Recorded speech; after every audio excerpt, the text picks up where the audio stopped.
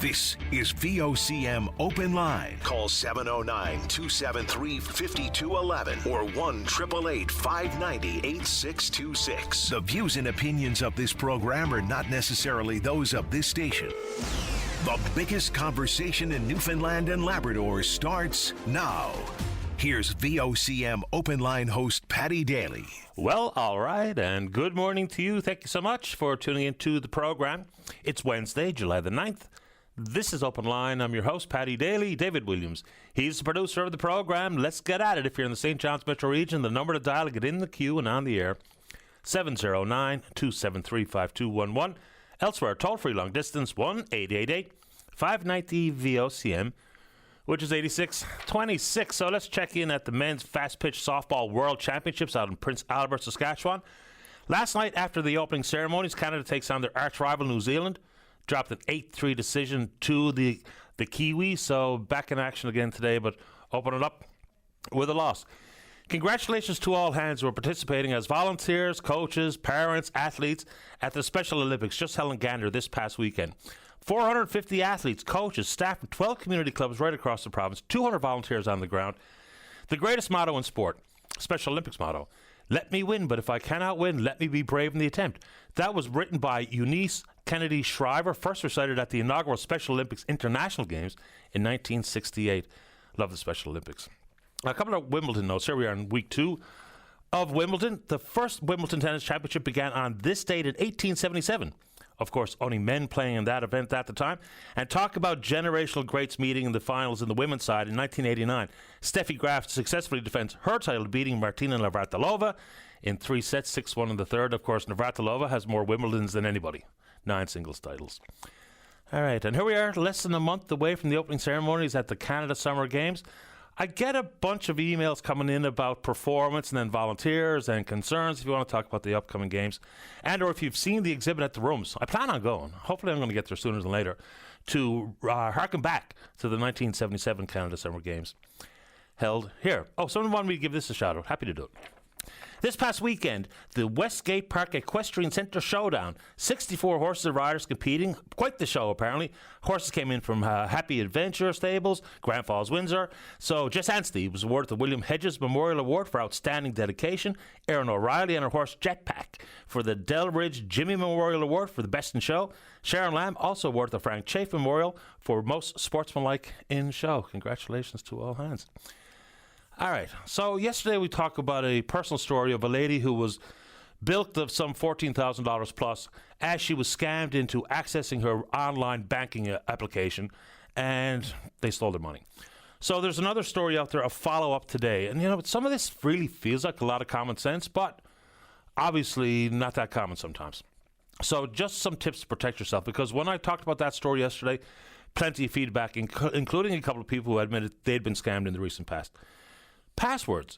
Apparently, the most common password used in Canada and dozens of other countries in 2025 is 123456. The second most common password, 1234567889. So probably an excellent idea to not use that. So come up with a unique password, including capitals and punctuation marks and the like, so you can try to protect yourself. Two-factor authentication. Sometimes I get annoyed when I have to do it, but obviously very helpful. And don't share your personal information with anybody, no matter what. And with banking applications, make sure you download it from somewhere like the Apple App Store or Google itself, the Google Play Store, because other places may indeed be dropping a Trojan horse into your smartphone or your tablet or your laptop or what have you. All right. So, quick note on healthcare. Every now and then we get an email with a screenshot that talks about the number of people who have missed their appointments at one clinic or another. So while we try to take the healthcare system to task and NL Health Services and some 20,000 pieces of mail that were stranded in community mailboxes, which is a completely bizarre story, then it's the notification issue. You know, for medical imaging, you'll get a call to remind you. Other appointments, maybe not. But it's also our own personal responsibility to try to deal with the wait list and the backlog. If you have an appointment and you're not going to go, make sure you cancel so that the next person in the queue can actually get that appointment that they need. There you go. All right, so yesterday speaking with our good friend Rob Strong about the oil and gas industry and some mention of natural gas reserves off our shores. The government has talked about some 9-10 trillion cubic feet in the Jeanne d'Arc Basin alone.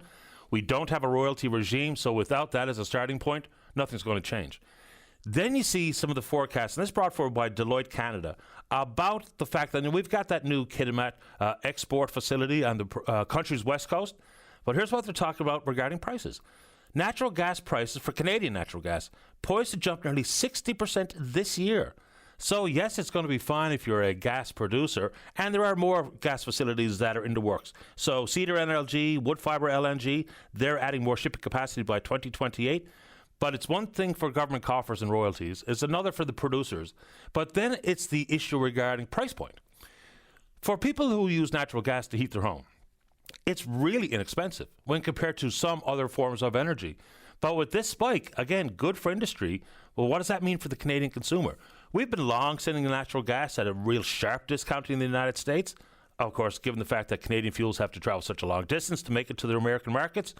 But with this additional export capacity, the spike in price is going to come to a natural gas supplier and a home near you this year. 60% says Deloitte Canada.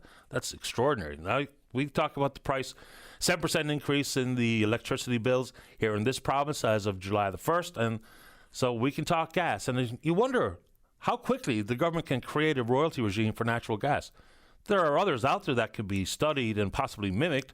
Nothing is a direct relation or comparable to our offshore, but you wonder if the producers are actually sitting there looking at price. Of course they are. If there was a royalty regime and the business model made sense, they'd be producing the natural gas. They'd find a way. Why? Because they like money. Let's keep going.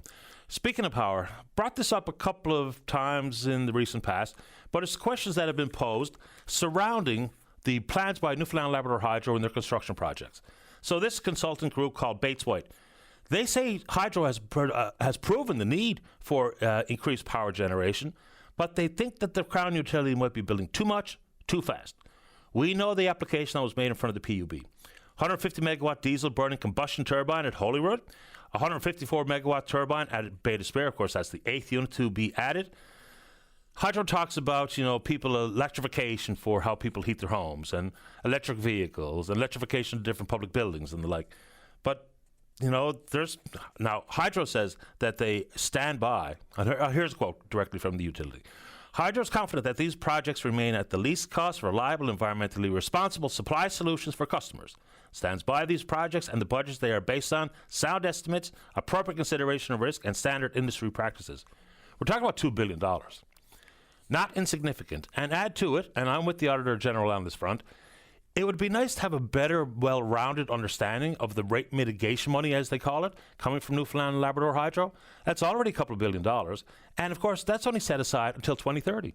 So the looming into the future, simply just based on Muskrat itself, still some pretty significant questions to be asked, and hopefully some answers forthcoming. If you want to take it on, we can do it. So while we just mentioned that we're waiting for the government to create and announce or publicly disclose a royalty regime for natural gas, we're also waiting, and I'm going to keep on this one, is because there's 7,000 people who are residents of personal care homes. We saw the Auditor General's report, and I'll add the caveat. Plenty of good homes, plenty of good employees, and lots of positive experiences by many residents of various personal care homes. But it's the shortcomings that have to be addressed. And so whether it be as fundamental as updating the operational standards, which has not happened since 2007, even though apparently there's a draft sitting on someone's desk in the Confederation Building since 2022, this is important to get right. And again, we can applaud the good work being done by various personal care homes and their employees and their leadership, but if we're talking about inappropriate application or administration of medicine and the cleanliness or lack thereof and compliance issues, which should all be publicly disclosed. The Personal Care Home Association thinks exactly that. So let's go, provincial government. You've got that report in hand. And if there's a draft of operational standards, let's see if some of the hard work, the grunt work, the quiet work over the summer months, while the House of Assembly is not sitting, let's hope that that can get done. And we move on. What do you think? Let's talk about it. All right. Saw that I had a call yesterday about this story. And it's the presence of ticks that are carrying Lyme disease that have been identified here on the Avalon Peninsula. It can be pretty serious stuff. So for your pet, it can be pretty damning, painful joints, limping, lethargy, kidney damage in most severe cases. So what I don't necessarily fully understand is what this kind of risk looks like.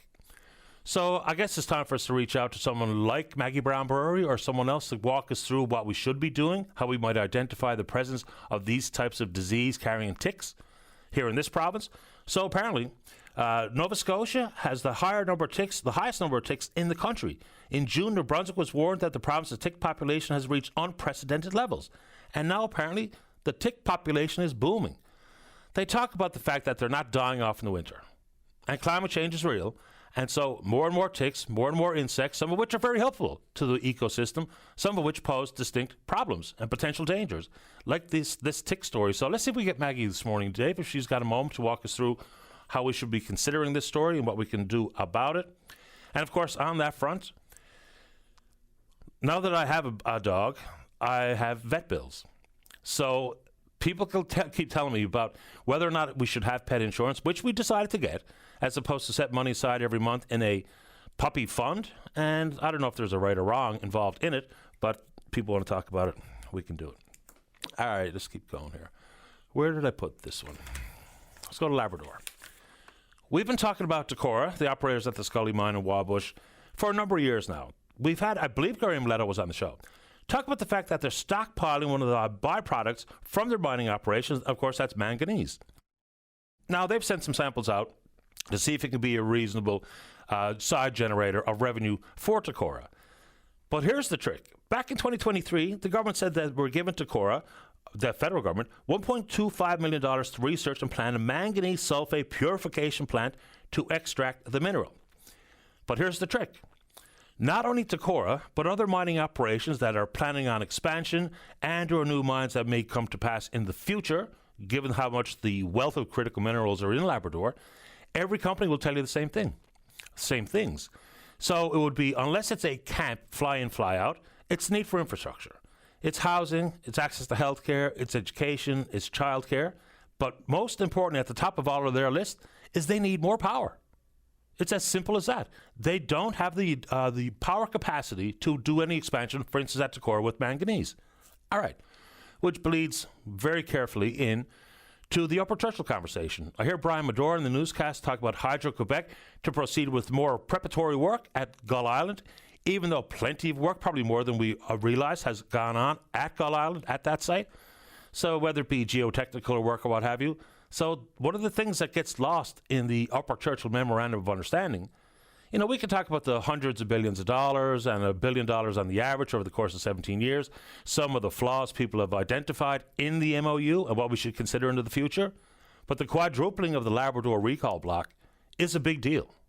It truly is. Now, people tell me all the time, look, the minerals aren't going anywhere, so we get this contract right, and the mining companies will come back. I suppose that's probably true, but 17 years worth of no additional power for Labrador industrial and commercial opportunities is exactly why Hydro-Quebec came knocking in the first place. They were turning away industrial expansion. They were turning away opportunities in the business sector because, A, they didn't have the power. So if you want to take it on, we can do it. All right, what do we do with this one? Social media has been good and bad. Artificial intelligence has been helpful in many sectors of the world and very problematic in others. Someone sent me this particular video, I don't know, a few weeks ago. It's a AI-generated video, and it's featuring this guy named Josh. He looks into the camera. He makes all sorts of anti-immigrant epithets about unable to get a job as a white man in Canada. Turns out, and this was on TikTok, it turns out Josh isn't a person. It was generated by artificial intelligence.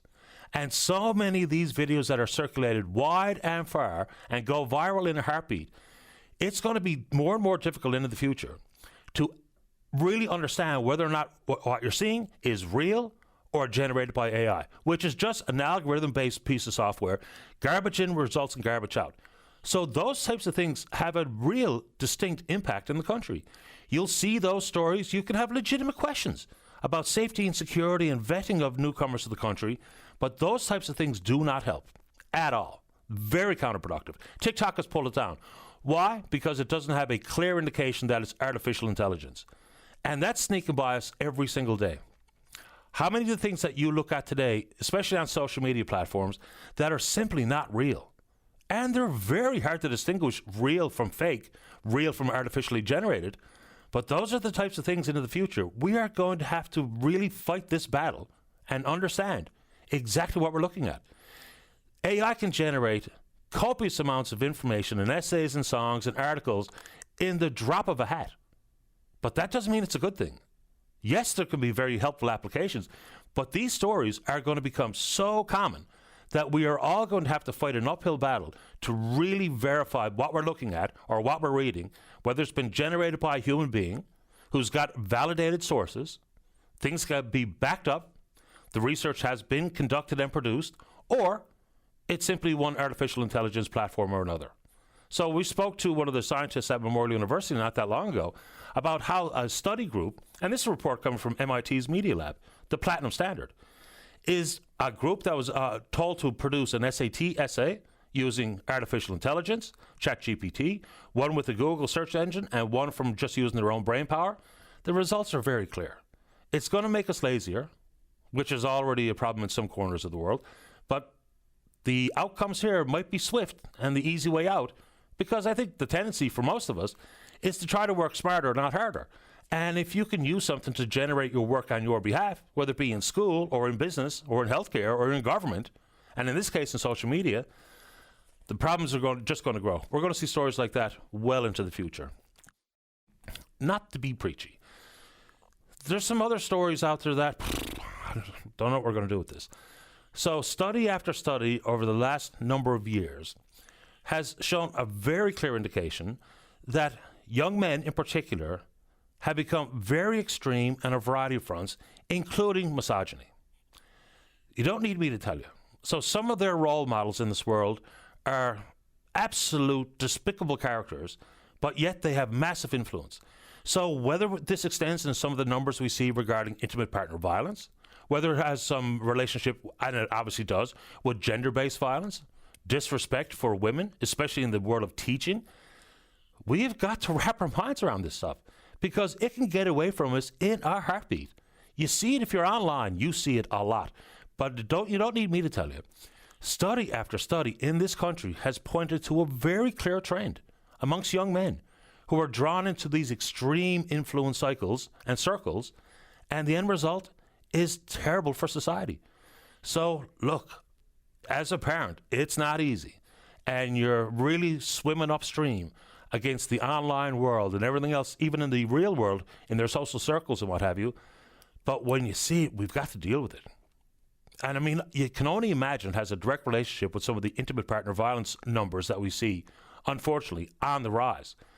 If it starts when they're young, then you know full well it's going to manifest itself in worse and worse and more violent outcomes potentially in the future. So after this program, if you just want to see some of the research that's been done on it, it's crystal clear, and the trend is going in the wrong direction. All right. The Canadian military. We'll focus in on preparedness and focus in on defense spending. But there's two stories within the last week that are once again very concerning. One is about an extremely hateful online Facebook group, which the leadership inside the Canadian Armed Forces, the Army in particular, calls it abhorrent. So misogyny, homophobia, anti-Semitic content and images. And so they've told all their soldiers, get off the platform. That's fine, because they're following orders, and that's an interesting way to put it. But just because you're not on a Facebook group or a Reddit page talking about how you think and feel about whether it be women or queers or Jews, doesn't mean you've changed the way you think. You might not just be posting it where you can get caught. And then yesterday, arrests made by the RCMP with terrorism-related charges. So 2 active members of the Canadian Armed Forces, as a group of 4, have been arrested, allegedly an extremist plot to have an anti-government militia with a massive trove of weapons to take over some land somewhere in Quebec. A lot of it goes back to Trudeau and the gun legislation and gun control measures that have been brought forward. So whether it be in our young Canadian men, and whether it be reports over the course of a number of years inside the Canadian military with extremism and association with some very dangerous groups, these stories are not the most pleasant to think about or talk about. But that's exactly how things get worse, is when we're afraid to think and talk about exactly these types of matters. So, look, and tell me some good news. because my brain is riddled with all of these troubling stories. But whatever you want to talk about is exactly what I want to talk about. We're on Twitter, which is good and bad. We're VOCM Open Line. Follow us there. Email address is openline@vocm.com.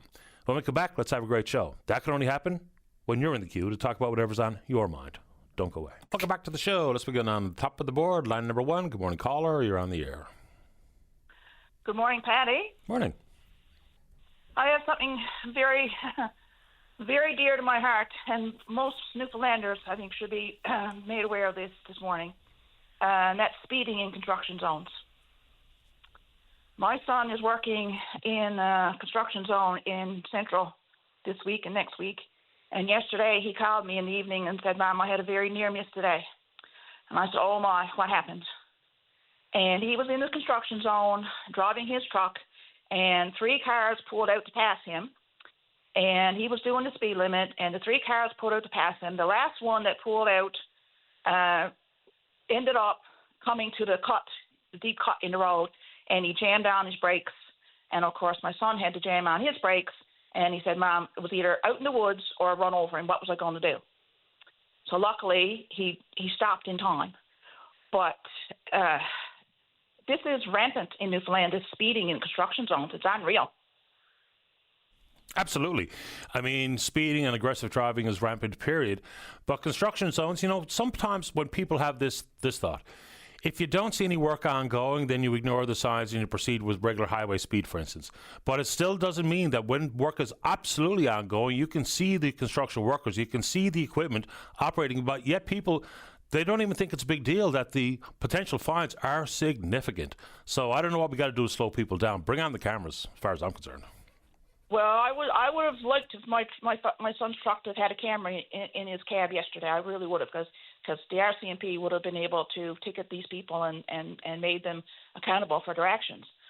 But as a mother, and whose son is out there, and other mothers who have sons and daughters in the construction industry, wives and husbands, like, I want to just implore to these drivers who think that 5 or 10 minutes getting ahead of these construction workers is going to make their lives better.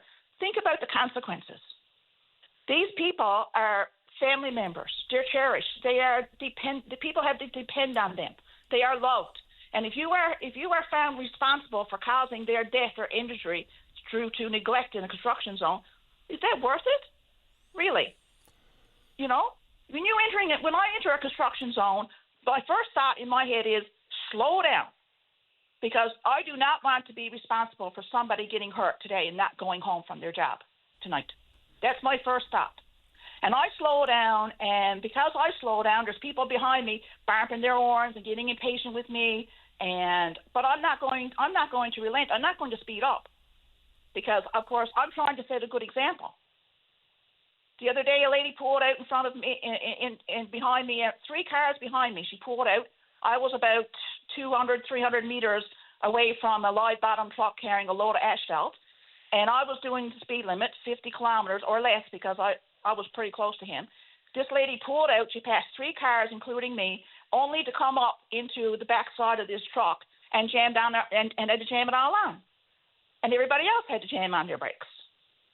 I mean, is it worth it for you to get to your place or wherever 5 or 6 minutes or 10 minutes faster? Is it worth it to cause these people to cause an accident or to cause grief and sorrow, and by causing an accident? It doesn't make sense. Like, set an example. Slow down. And if you see people doing this, pass them, honk your horn. Tell them it's not acceptable. Like, tell them to wake up and follow the rules. And fines, they don't get fined, because there's not enough RCMP officers out there in traffic control to patrol these construction zones, and they're not going to get fines, and they know it. There's nobody out there patrolling. And I say this all the time, nothing slows you down quite like a squad car, a patrol car. So I don't know what we're going to have to do to, get it through people's thick skulls that you're in a hurry to go nowhere. I mean, especially when you drive around in an urban environment like St. John's, look, I'll just see at the next red light. I mean, that's all that happens here. Bobbing and weaving in and out of lanes and pumping the loud pedal. They just have to jam on the brakes every few hundred meters is just mind-boggling. So I don't know what we're going to do. But I mean, it was only a number of years ago that I can't remember it was a tow truck driver or just someone working on the Outer Ring Road got hit and killed. So the stories are out there. It's not hyperbolic. This is the reality here. You and your vehicle versus a person who's standing alongside of the road as a flag person or someone operating a piece of equipment or whatever it is, you hit them, the likelihood of them being hurt or killed is extremely high. So I understand where you're coming from, and I find it very frustrating driving around. You see, like, say a good example. When my sons got their licenses, they went to driving school, yes. But you know what? It's not all about skill. It's about common sense as well. It's about being responsible on the road. Having these thoughts. Like, my son enters the construction zone, he slows down. He does. And he says, Mom, I want these people to get home safe. I don't want to be responsible for somebody getting hurt. This is what you have to instill in the young drivers, because young drivers grow up to be middle-aged drivers and old drivers, and they set examples. That's right. Right? Bad drivers teach bad drivers. And that's the way it is. I see it in my community every day. And you honk your horn, and you get almost T-boned in an intersection because somebody's in a rush to get somewhere and whatever, and you honk your horn and tell them it's not acceptable. But yet they go off and do it again. But common sense. Teach if your child is getting a license today or tomorrow or next month or whatever, teach them common sense. Teach them courtesy. Teach them what it means in a construction zone. These people are on the roads. They are on the highway. They are operating heavy machinery. This machinery cannot stop on a dime. They have to have space. They are carrying heavy loads. They're not going to be able to stop in 2 seconds to let you pass if you're out there and to save your life. And more often than not, they'll look at it, this is the truck driver's fault. It's the truck driver's fault. No, it's not the truck driver's fault. It's the drivers who are making their jobs difficult every single day. But teach them common sense. Teach them the value of a construction zone and what it means. And the fines, well, yeah, that's okay, but you got to help. You say you got to have the cop car there in order to slow them down.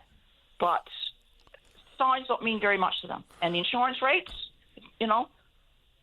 they get fined, they lose points, the insurance rate goes up. It might slow down a couple of them, but like you said, if they don't see active people working in construction, it's straight on through. And I don't know what's going to happen if it's going to take some horrific accident, God forbid, to wake people up in construction zones.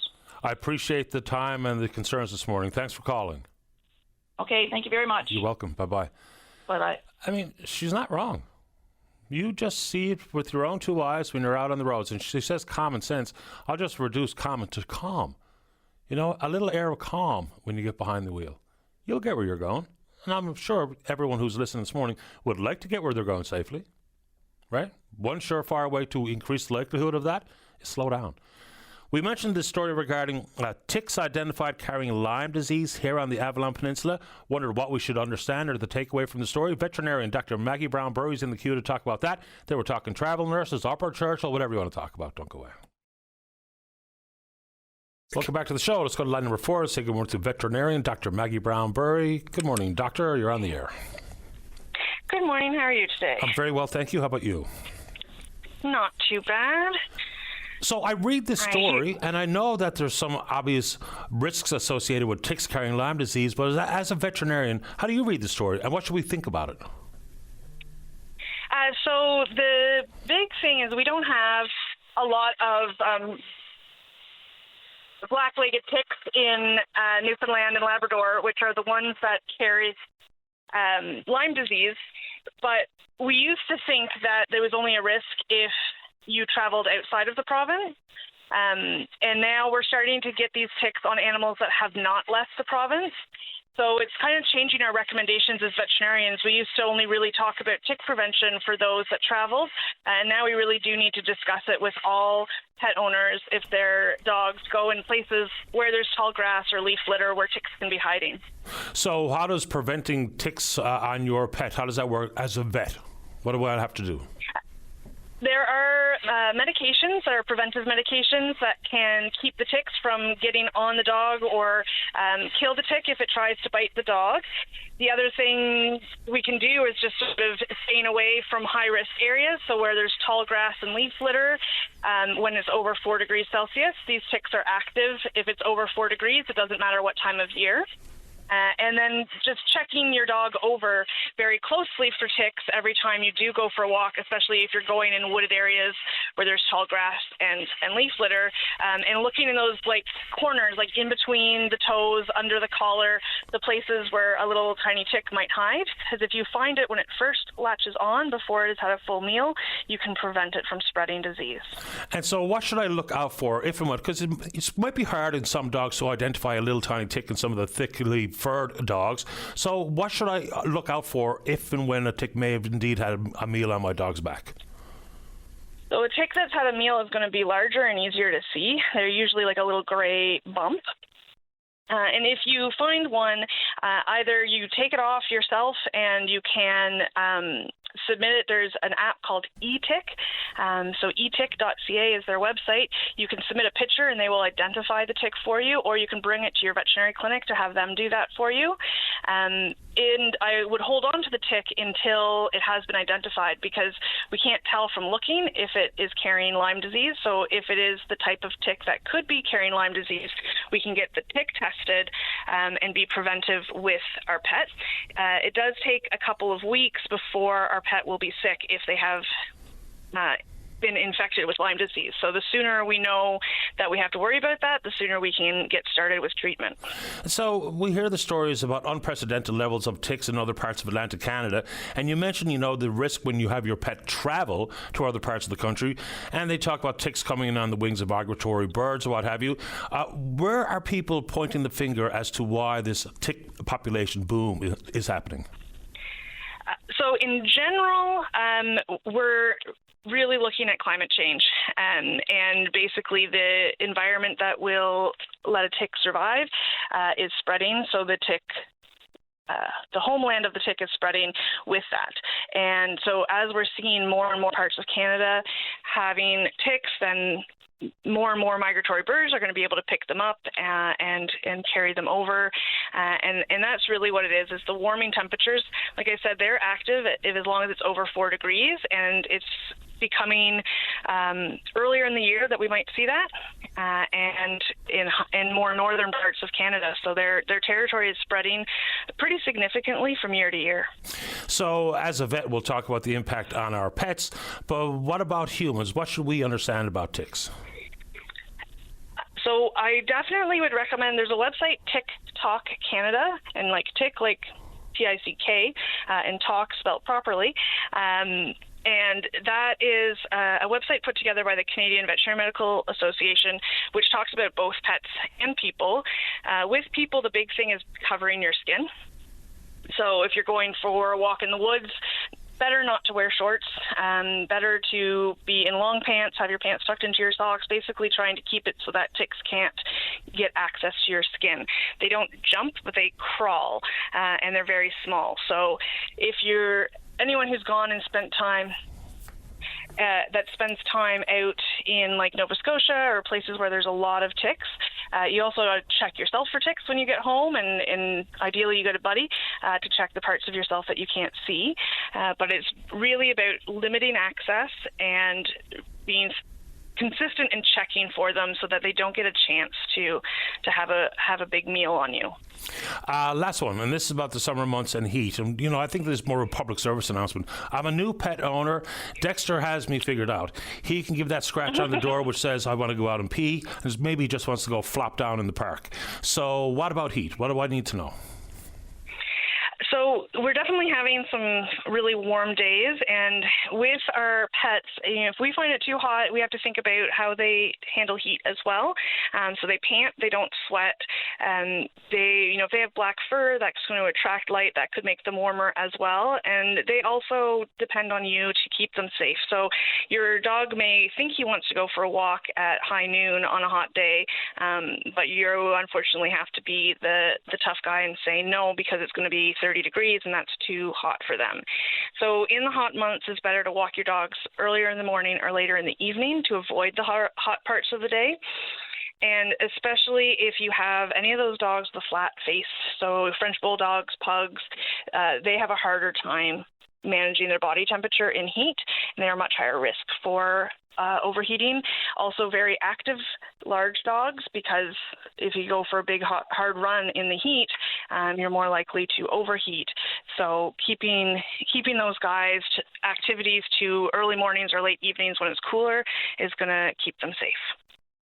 Even when we go out on a hot afternoon, even if it's just for a pee, and I think I really want him to drink some water, sometimes he's hesitant to even go get any water. Even though I'm thirsty, he's hot, I can see him panting. What do I do? So, if they're panting and they seem warm and they don't want water, make sure to bring them into a cool place. So bring them inside if you have air conditioning or a fan, and just make sure the water is available. If you think, if you just went out for a pee and you were just out for 5-10 minutes, they really shouldn't be experiencing heat stroke. Mm-hmm. But if you were out for a little longer and you think that might be a risk, then you might want to reach out to a veterinarian clinic to see if you need to bring them in to get assessed. But the big thing is if you are able to check their temperature, if their body temperature is over 40.5 degrees Celsius, then they are too warm, and you can't make them drink, and I wouldn't try to force them to drink, but bring them into a cool place, have some fans available, have some water available, and keep a close eye on them, and reach out to your veterinarian.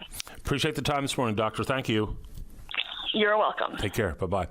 As Dr. Bye. Maggie Brown-Burry, veterinarian, of course, helpful information, I would think.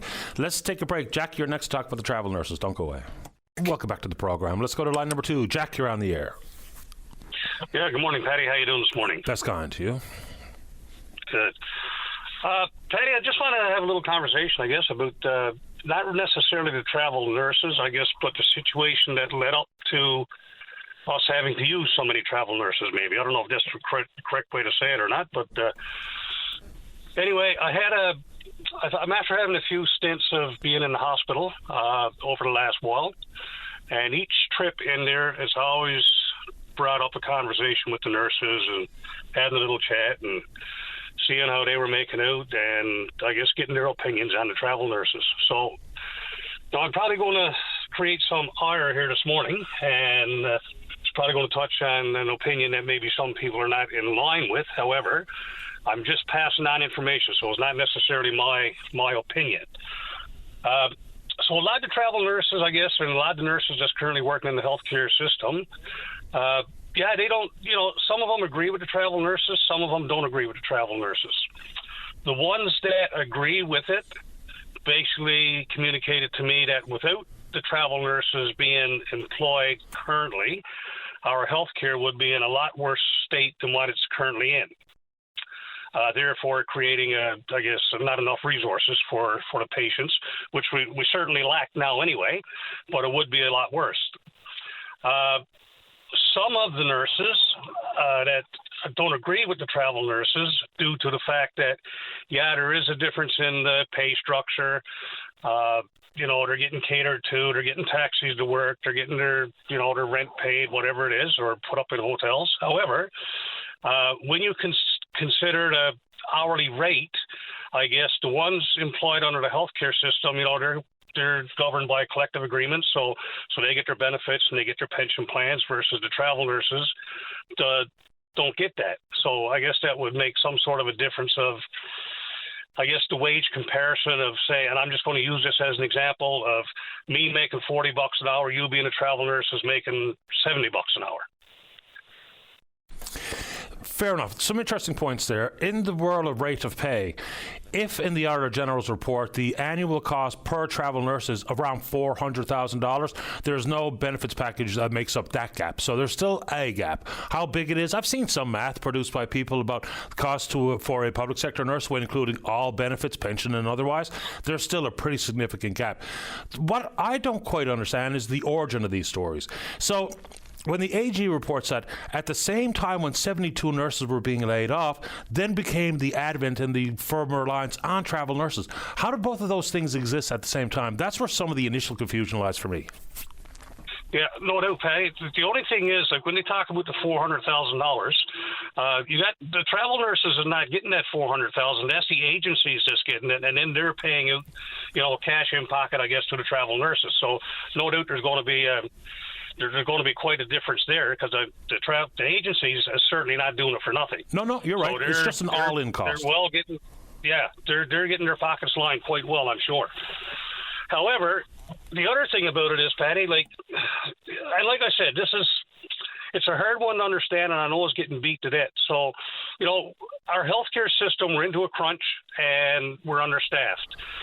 So, what do we do? Like, to me, let's say if we got people graduating high school that want to go into the health profession, whether it's to be a doctor, whether it's to be a nurse, whether it's to be an X-ray technician, whatever it is.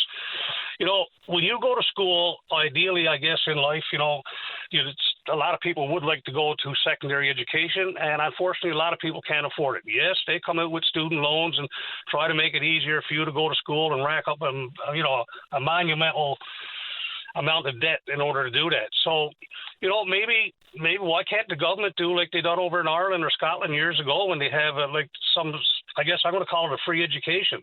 If I go to school, I graduate not grade 11 anymore, grade 12, and I want to go into secondary education to go into the health field where we know it's sorely lacking, why can't the government say, okay, yeah, we're going to pay for your education to be your doctor, to be your X-ray technician, to be your nurse or nurse practitioner, or whatever it is.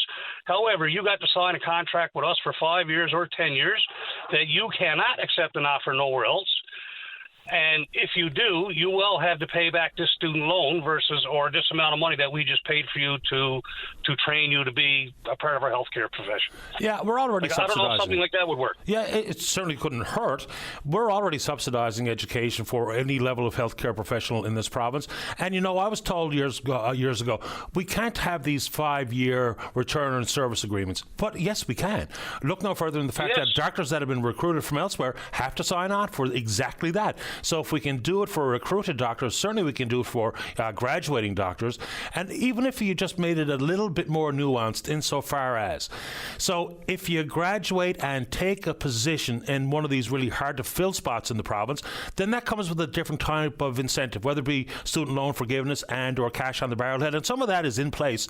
But that's where we're really up against it, is in places where doctors apparently don't want to work. So that's where we have the biggest problem. It's easier to recruit, I would think, to work in St. John's or to work in Cornerbrook at the new hospital than it is to work in a clinic in Happy Valley Goose Bay, possibly. Now, it might be a beautiful community for many doctors out there who would love to work in that part of the world, but for many, it looks like it's a problem. Same thing with teachers, I would suggest. So maybe if we just nuance it a little bit for the hard-to-fill positions first, and then look at the rest of the graduates and where they could work, based on the fact that we are subsidizing their education, there's something to that. Well, Patty, when you talk about, our beautiful province of Newfoundland, no matter where we're to, everybody always raves about it, and we're quite proud of it. And but when you have somebody who graduates, whether it's nursing, a doctor, or it could be a computer technician, whatever it is, and you accept a job to go to, I don't know, probably up in the Iqaluit where it's freezing cold, over in some places in Africa or overseas, whatever it is, like there's a lot more dangerous and harsher places that people are going to work than here in Newfoundland. And something like that just don't make sense to me, right? Like we got a beautiful province, we got everything here that anybody would want as far as I'm concerned. And not only that, look how safe it is. But yet now the same ones that's arguing or rebuking or trying to do whatever, they're the ones that's leaving and going elsewhere. And it just don't make sense to me. Yeah, I mean, I can't speak for any one person who takes a job wherever in some of the hot spots of the world.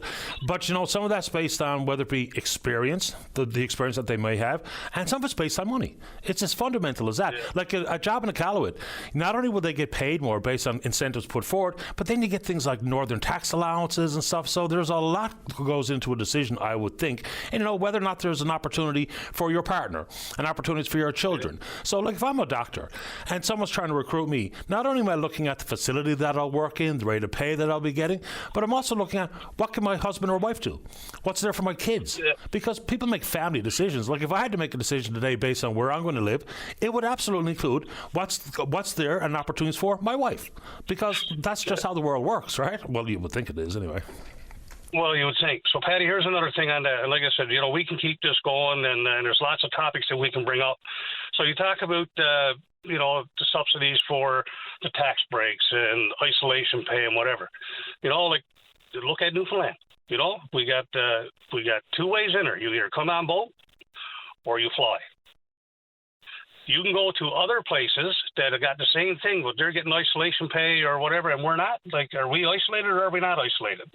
Labrador, are they isolated or are they not isolated? Now, I know Labrador got, I'm going to say 3 ways. They can cross St. Barb, they can go through Quebec, and plus they can fly. We can either come in on North Sydney or Argentia, or we can fly.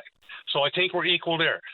I understand that they got their health care issues up there the same as we got here, maybe a little more, but we still got health care issues.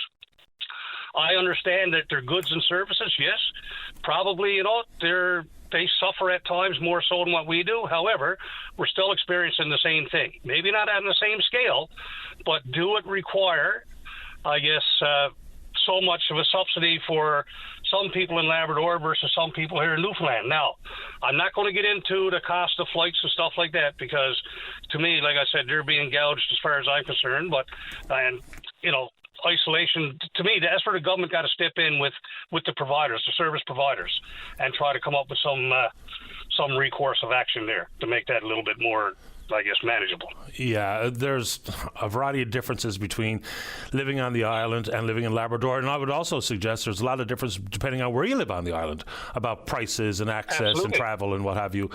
Jack, I appreciate making time for the show this morning. Thanks a lot. Yep, not a problem. Thank you. Take care. Bye-bye. Before we get to the news, let's go to line number 1. Good morning, Julia. You're on the air. Good morning, Patty. How are you doing? Very well. How about you?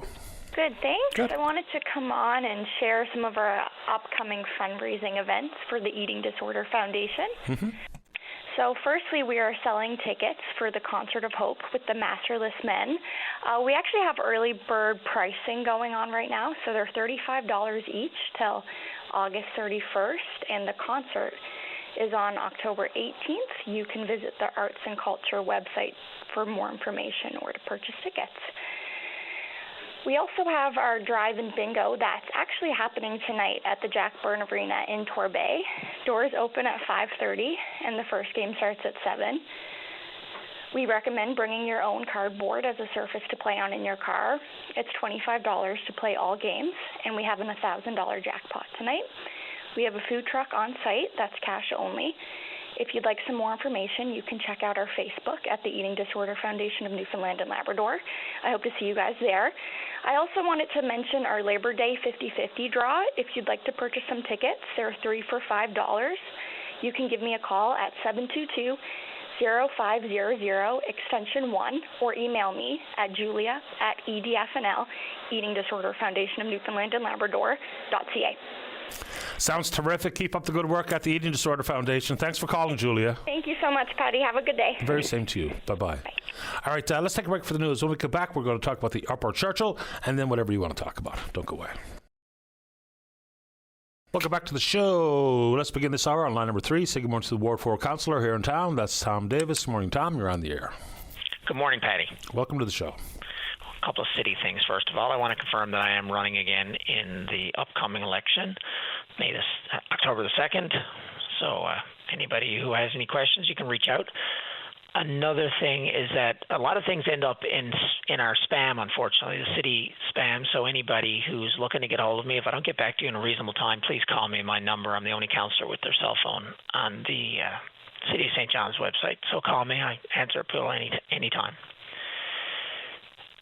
We've got a challenge, and I imagine right across the province there's a challenge with people pushing infilling around rivers, along the Waterford River, right from Paradise all the way down to the harbour. Landowners, mostly commercial, who own land along the river, have a tendency to either indirectly fill in by plowing their snow into the river, which they're not allowed to do, and in the process, aggregate and garbage gets pushed into the river, and also knocks down trees and damages the banks. Or there are some people who are very blatant, and there's some up around the feed plant in Mount Pearl and down along beyond various commercial businesses. People who are blatantly filling it in. And last week we brought it to the attention of the Department of Environment and reached out to the minister because there's significant federal fisheries people, and however, we're not really hearing anything back. So this is a call on for the provincial government to take action. There literally was tractors that were dumping into the river up in Mount Pearl, and Mount Pearl has tagged in an issue to stop work order. However, the municipalities don't have any legislative ability to significantly deal with that or to force landowners to rehabilitate the land and restore back. I mean, there's situations where you've got mature birch trees that have got 10, 12 feet of fill pushed up around them as the landowner has this is not even their land. I mean, you don't own, river, obviously. It's publicly owned land. So I want to bring that to attention. And landowners who are doing it, first of all, shame on you. And secondly, if you have it within your power, we ask that you start restoring that land back. And obviously you're going to have to do that with consultation because we don't want more further damage being done to the river. It's a shame that we need to encourage people to do these types of things, but there we are. Yeah, so I want to take off the council hat here now and kind of weigh in. I mean, you and I have spoken a little bit about the new Upper Churchill in the past, and I know a lot of people, mostly older than you and I, have weighed in, and people who've got that experience. And I think their experience needs to be weighed more heavily than we do, and I think that the provincial government does all of us a disservice by not having those people in a room and and listen and take their counsel. Every time I'm around, I'm in a Rotary which is filled full of much older people than I, and the wisdom and the experience. They've made all the mistakes. They've seen us make all the mistakes. I really don't understand why we're not listening to them and more soundly. So the main challenge, I listened to premiers of Nova Scotia and New Brunswick, Susan Holt and Tim Houston, after the meeting with Mark Carney of all the provincial first ministers, and they were speaking again about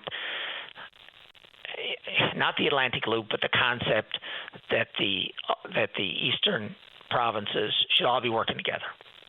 Susan Holt, the New Brunswick premier, was talking about expansion of their nuclear. Nova Scotia talking about their wind. And they were all referring to Newfoundland and Labrador's capacity with hydro, which ultimately the challenge with renewables, whether it's solar or wind, is that the wind is not always blowing and the sun is not always shining.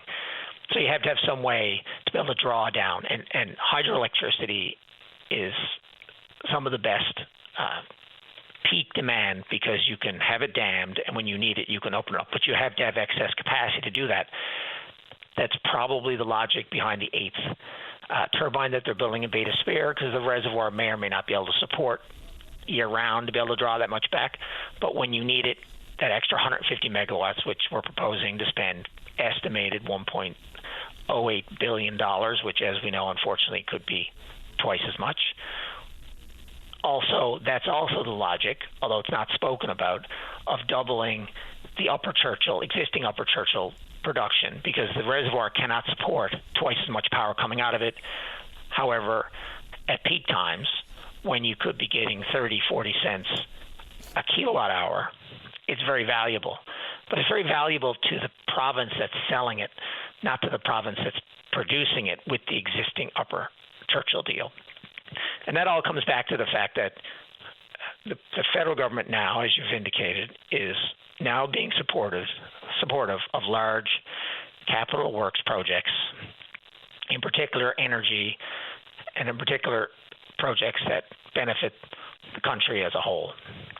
However, the condition is it has to be everybody getting along, everybody agreeing. That's a significant change in the water and the beans when it comes to us going to Quebec and saying, well, you're going to take all the risk. You're going to build Gull Island. You're going to do all these projects. You're going to finance them.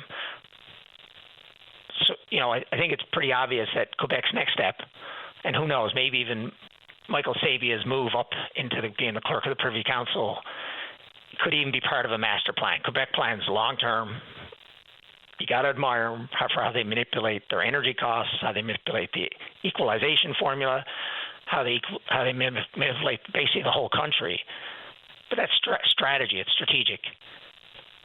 We can learn from our neighbors, and I think this is a moment in time when courageous leaders can get those wiser, older people in a room, can put the brakes on this MOU. I mean, Quebec's up spending money now, doing work. They want to get this going. The existing Liberal government are tied to it. They're losing their significant experienced people as is.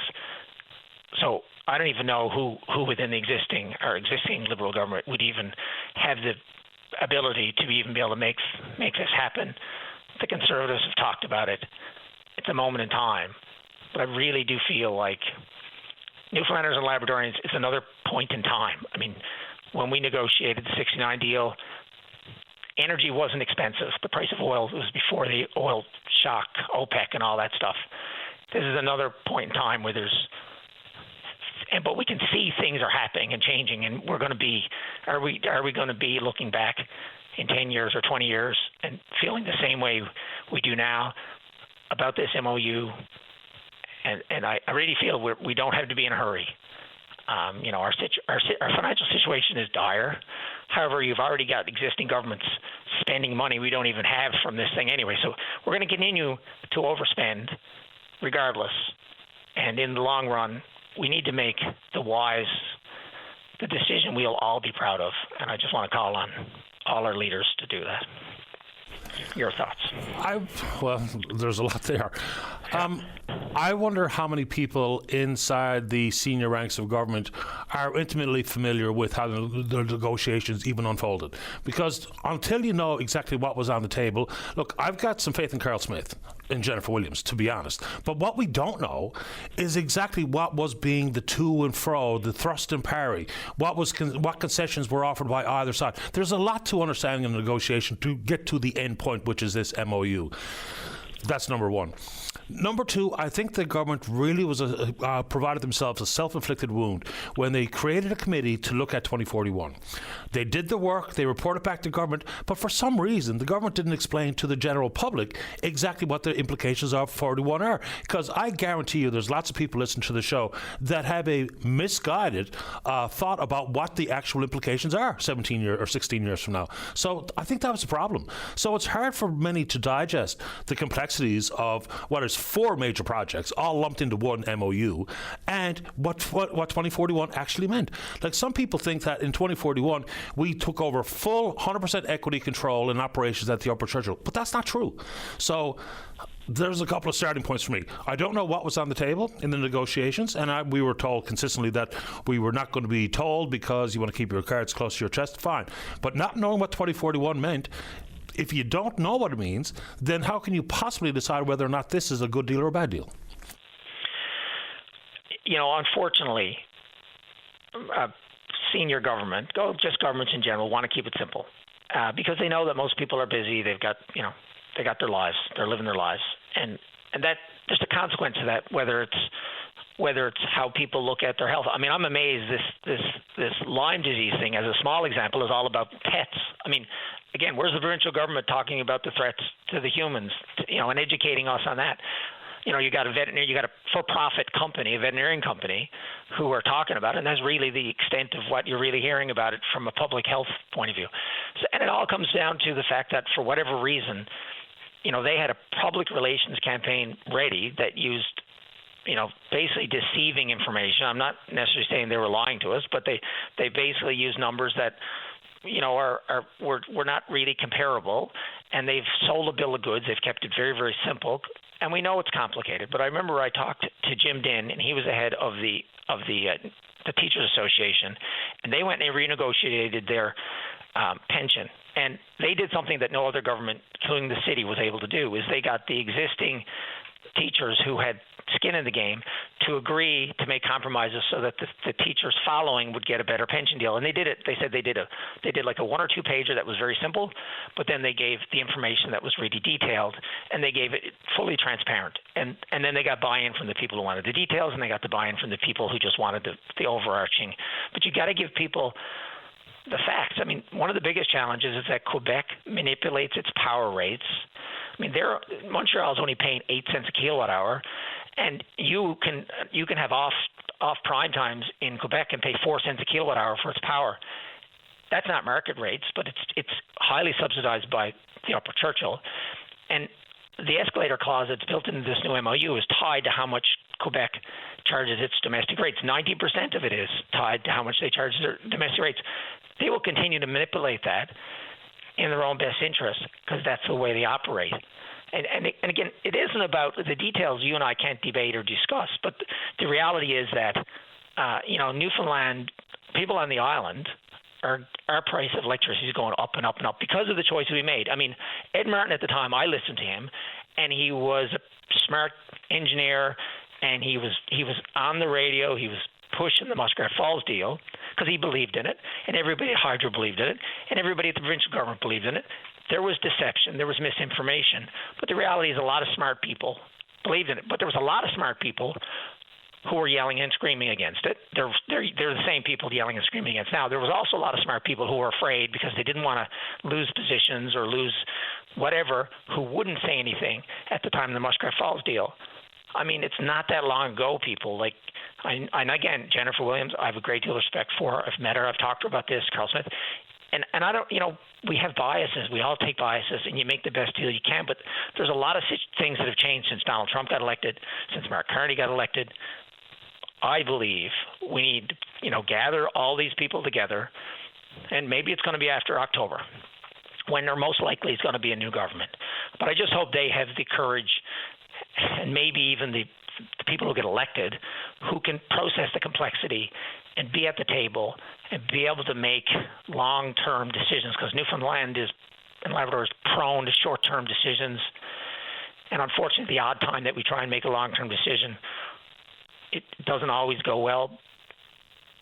But you know what? Maybe if we'd listened a little bit more to the Dave Vardys and the different people who were screaming against it back then, maybe we wouldn't have been there. So, I mean, I just call on all of us to listen and realize these decisions are really important, and ask people at the door when they come knocking in October. Appreciate the time, Tom. Thank you. Take care, everyone. You too. Bye-bye. All right, let's get a break in. Don't go away. Okay, welcome back to the show. Let's go to line number 1. Jim, you're on the air. Good morning, Betty. How are you? Doing okay. How about you, Jim? Not too good at all this morning. Uh-oh. This dental plan the government got out, I just went into the dentist there now, and just for a consultation alone is $50. And I'm 80-year-old. I'm a widower. Where am I getting that kind of money? So, did you know that you were going to face a co-pay before you went this morning? No, I did not. Yeah. So let's just give out some helpful advice to folks listening. So for starters, everybody, regardless of your age, is now eligible to apply for the Canadian Dental Plan coverage, but it comes with some caveats. If your net family income is $90,000 or less, you're eligible. If it's $70,000 or less, we were told initially there will be no co-pays, but that's proven not to be true. So what you really should do is call the administrative staff at the dental clinic to ask about what bill you might expect, because people are getting caught off guard by, thinking that this is all covered. Then they try to get out of the office and they're told, hey, $50. Exactly. When the girl told me I had to pay, I walked out. I didn't even see the dentist. Yeah, I mean, it's a good idea and a good plan, but we were not given the straight dope on this when it was first launched. There was lots of information that was not accurate, and people are finding out the hard way. You got that right. Yeah. Okay, Peggy, thank you very much. No problem, Jim. All the best. Right, bye-bye. God bless you. Bye-bye. Yeah, so you really do have to call ahead, because when we were told if your net family income was $70,000 or less and there would be zero copay monies coming out of pocket, that's proven time and time again to simply not be true. Like, even the Dental Association has come out and said, the president of that association was on this show talking about some of that confusion and advising people to call ahead. And if you know you're in for a cleaning or whatever it is, if you call the administrative staff and say, I have an appointment tomorrow and here's what it is on the agenda, as far as I know, unless the dentist identifies another problem, they'll be able to tell you what to anticipate. Because I'm sure it's a body blow to some when you do indeed get a bill when you were expecting to walk out without putting your hand in your pocket or to grab your Visa or your debit card or whatever the case may be. So yeah, and then it was what is actually covered. So in the basic services world, fillings, permanent or temporary, there's pain control, as they refer to, for diseased teeth. There's, what do they call it? Endodontic? Is that the word? Endodontic? That's things like root canals and other things like it. And then, of course, there's work to after a root canal that may have to see some repair. So some of those things are absolutely covered. Cleanings, abscesses, infections, non-surgical gum management, all of that's there. And it all comes across as being very wise. Good government policy. It does cost a lot of money, but prior to this being launched, we were told that there were millions of Canadians that were unable to get the dental care they need. Why? Cost. So whether even being an extraction or whatever the case may be, dentists and hygienists, once people were enrolled in this plan, and for some making their first visit to a dentist in years, dentists right across the country were reporting like it was emergency surgeries all of a sudden had to be performed. And people, when asked why they had not kept up with going to the dentist, and I need to go to the dentist, is they didn't have the money. So some people are lucky enough to have some insurance coverage, but not everybody. So it's been a pretty popular program. But again, it's very much like the Canadian pharmaceutical plan, pharmacare. It came across as being the be-all and end-all and a very well-designed system, but it's not working like the way we were told it was supposed to work. And it's a thing, I just mentioned pharmacare. What's the hold-up in this province signing on to the federal pharmacare program? Like, where's the downside? We were told the province was going to, and yes, that's going to come out in a staggered fashion. And it's going to be, for starters, diabetes medications and contraceptives, and then scheduled to have more and more coverage added year over year. But we haven't signed on yet, as far as I know anyway. So yeah, if you've got some concerns with your teeth or dental health and you're making an appointment, just ask the question so you don't get caught off guard with a bill that might be coming your way. All right, we're on Twitter. We're VOCM Open Line. Follow us there. Email address is openline@vocm.com. When we come back, let's talk to you about whatever's on your mind. Don't go away. Welcome back to the show. Let's go to line number one. Say good morning to the Executive Director at Sport NL. That's Troy Crofts. Good morning, Troy. You're on the air. Good morning, Paddy. Welcome back. I'm doing great. How about you? Good. So less than a month out from the Canada Summer Games, pretty exciting time for young athletes and coaches and trainers and families alike. Before we dig into some of the sports we should keep an eye on, there's such a difference between the amount of money for different sports. So can you help us understand how, say for instance, one sporting organization has given X amount of money to their athletes participating in the games, other young athletes and families are struggling to fundraise to get even things like uniforms. Can you help us fill in some of those gaps? Well, I mean, there's different variables, I would think. I mean, I don't know all the details, but again, there's different variables, I would assume, for a lot of these. It depends on, how much training they want to do, how many trips they take. In terms of uniforms, I don't know. I mean, look, we've all heard the stories going around. I don't know where, 23, 25,000, I can't remember the number, but it's a large number for uniforms. And, I'd certainly, I'm not sure I've seen it in my day. I've bought a lot of uniforms, been part of a lot of teams, but seems to be a high number. I don't know the details around it. But, in terms of the teams themselves, it's all dependent on, how much training they want to do out of province. I mean, obviously we know it's a big expense to get off the island and get, competition off the island. So, that's definitely a variable. And then, of course, we have facilities, and, the cost of facilities is, that varies, whether it's, if you're lucky enough to get into some school gyms at low cost or no cost versus, renting, larger facilities where the costs are higher. So it just depends on, the variables and the plan that's in place for those teams in terms of how they're training and how much travel they're doing for competition. And then it's, the difference between the various sports with deep roots in the province versus, say, for instance, for the first time ever, we're putting lacrosse teams in. And with it being brand new, they don't have that base of support and a well-established association that has a few bucks and understands the horsepower to raise money and all that stuff. So to take your point, lots of different complicating factors. Yep. We talk about the volunteer drive for 5,000, which apparently has been satisfied, and all that type of stuff, and the building of new facilities and upgrading older ones like the Aqua Arena. But what we don't talk about very often is actual performance. So I get slapped on the wrist every time I bring it up, and they're saying, hey, they're just kids. Let me tell you from personal experience, these kids want to perform. They are training hard. They want to perform at their very best in these national competitions.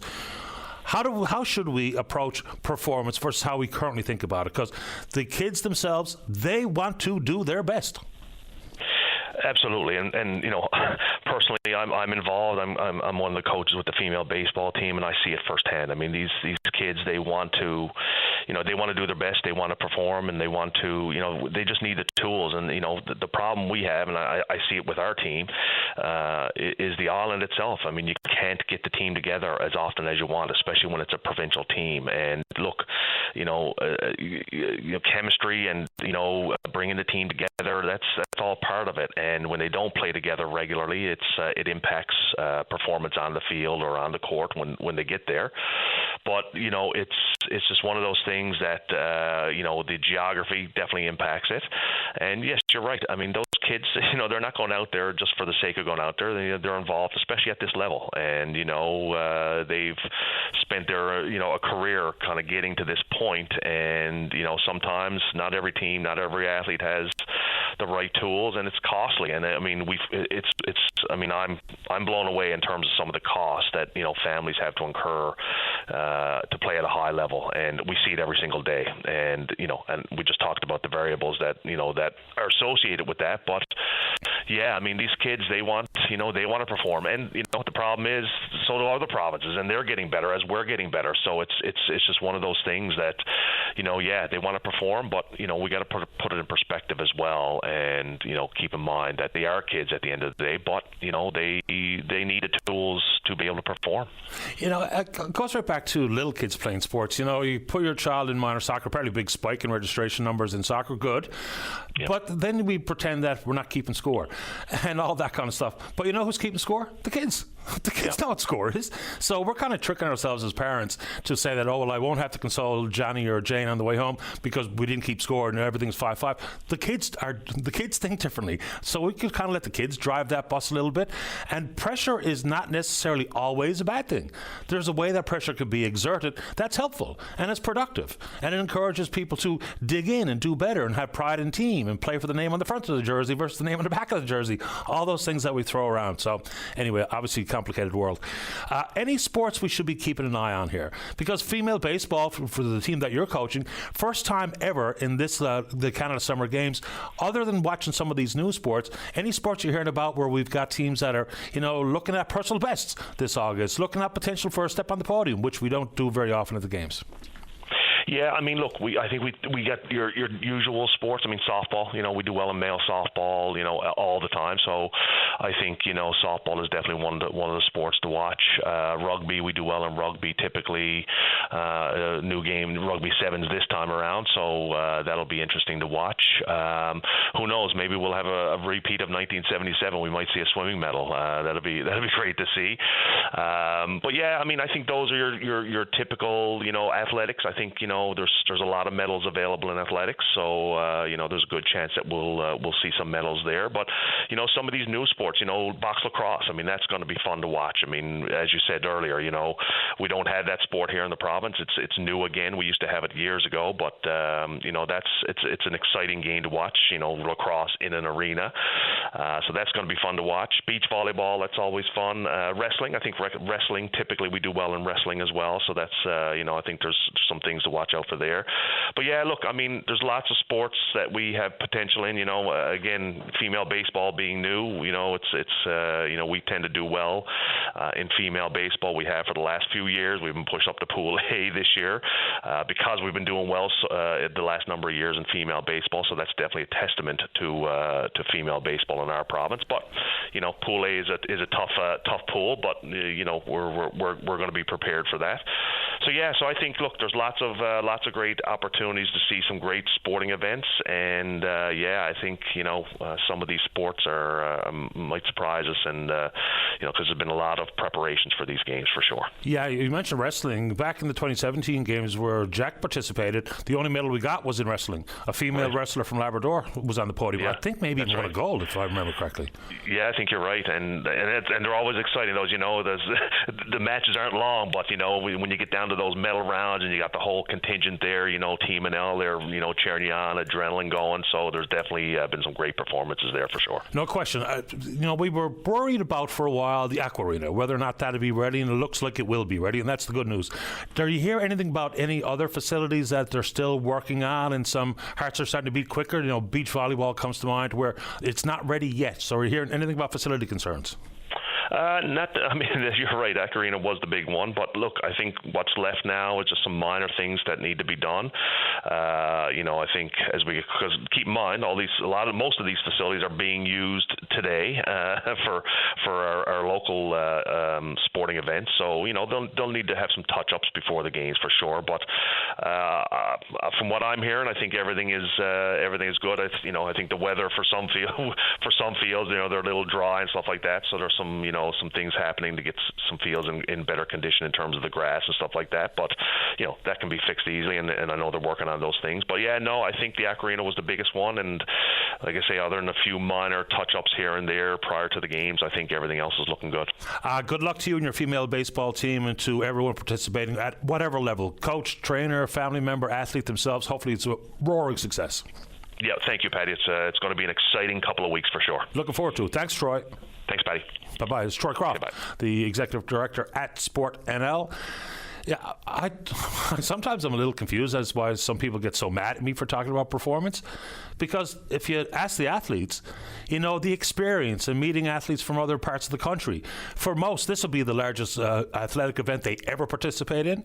You can go to a nationals playing in one sport, but not go to a nationals where all of these sports, all of these disciplines are part of the one singular games. So yes, the experience is going to be absolutely brilliant, and hopefully they all have a whale of a time.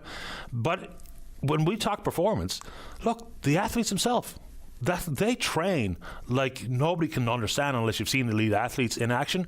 The training and the effort that they put in is monumental. So they do it for one reason: to perform at their level best, to represent their province, represent their family, represent themselves. So it's not a bad thing when we talk about performance, I don't think. And like one of the comments I made where I saw an email float in about the bit about keeping score, that's a parental thing.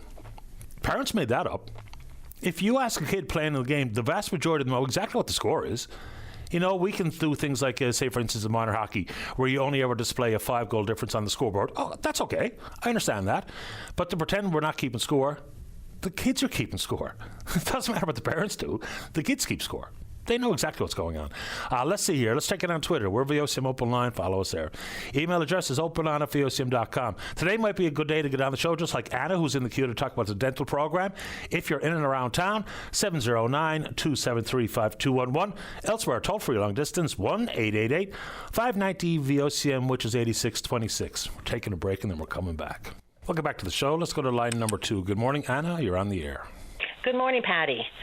I'm calling about the elderly gentleman who called in a little while ago about the dental plan. Okay. And how he went for a consultation and it was going to cost him money. I just want to put it out there that there are a lot of dentists that don't charge you a penny more, but you really have to shop around. So there's one that I go to, and she doesn't charge me not 1 cent more, and yet only 40 kilometers away, there's another one that charges well over and above. So I don't want him to give up hope that he can't have his teeth checked and filled or cleaned or any of that. I just want to let him know that if he shops around, he is going to find a dentist that cares and who's going to cover you completely. It's a fair point, and one I should have made when speaking with him. I did say to call ahead, but I guess I should have expanded that to call around, because you're right. Different offices treat these types of billings vastly different, so that's a good point, and hopefully he's listening. Okay, perfect. Just wanted to call in and let the people know. Appreciate your time. Thanks for doing it, Anna. Take care. Bye-bye. Bye-bye. I think it's like anything else. You know, some people may have a long-lasting relationship with one dentist, one dental clinic, and that's your go-to. But how the cost of living issues are impacting different people's pocketbooks, I guess shopping around is now the new normal, regardless of what we're talking about. Now, some people quite content and really appreciate the level of care they get with one dentist or another. Hey, you do whatever works for you.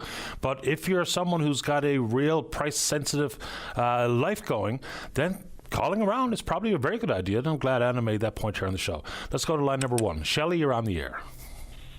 Good morning, Patty. How are you? Doing very well. How about you? Oh, not too bad. Just calling today because there's something been on my mind now for a little bit. I have a couple grandchildren, and one in particular who's just got involved and shown interest in sports. And I heard your conversation about the summer games, and I agree with exactly what you said about how important it is for development and teamwork and self-confidence. And I myself enjoyed all kinds of sports growing up. And so this summer, we decided he was of the age we would enter him into soccer. And we went up to register him. And when I got there to register, it was $200 for summer registration. And we're talking about a 4-year-old. Yep. Oh, don't I know it. I almost fell on the floor. I was like, $200. Like, I looked around me and I'm thinking, my God, don't we want all children to be able to participate and have that experience? Like, you know, don't we want to encourage them, get away from the TV, away from the video games, you know, have that experience, that bonding, besides how healthy it is for them? But, Patty, $200, that's a lot of money to a lot of people. Of course it is. Included. Yeah, and, you know, and not to pick on soccer, because it's a great sport, and my kids played it, and my nephews all play it. But at 4 years of age, it's basically just organized babysitting. I mean, there's not a whole lot of skill development. It's basically just getting out for a run, learning what it's like to be on a team, get a jersey, maybe get a Gatorade, you know, have a bit of fun, get some fresh air. But $200, there's a reason why soccer's seen a spike in registration, but there's a reason why some sports struggle to keep kids involved. You know, might be they lost interest in it, but how many families just avoid the conversation at all costs because they don't have the money? And how sad is that? It is sad.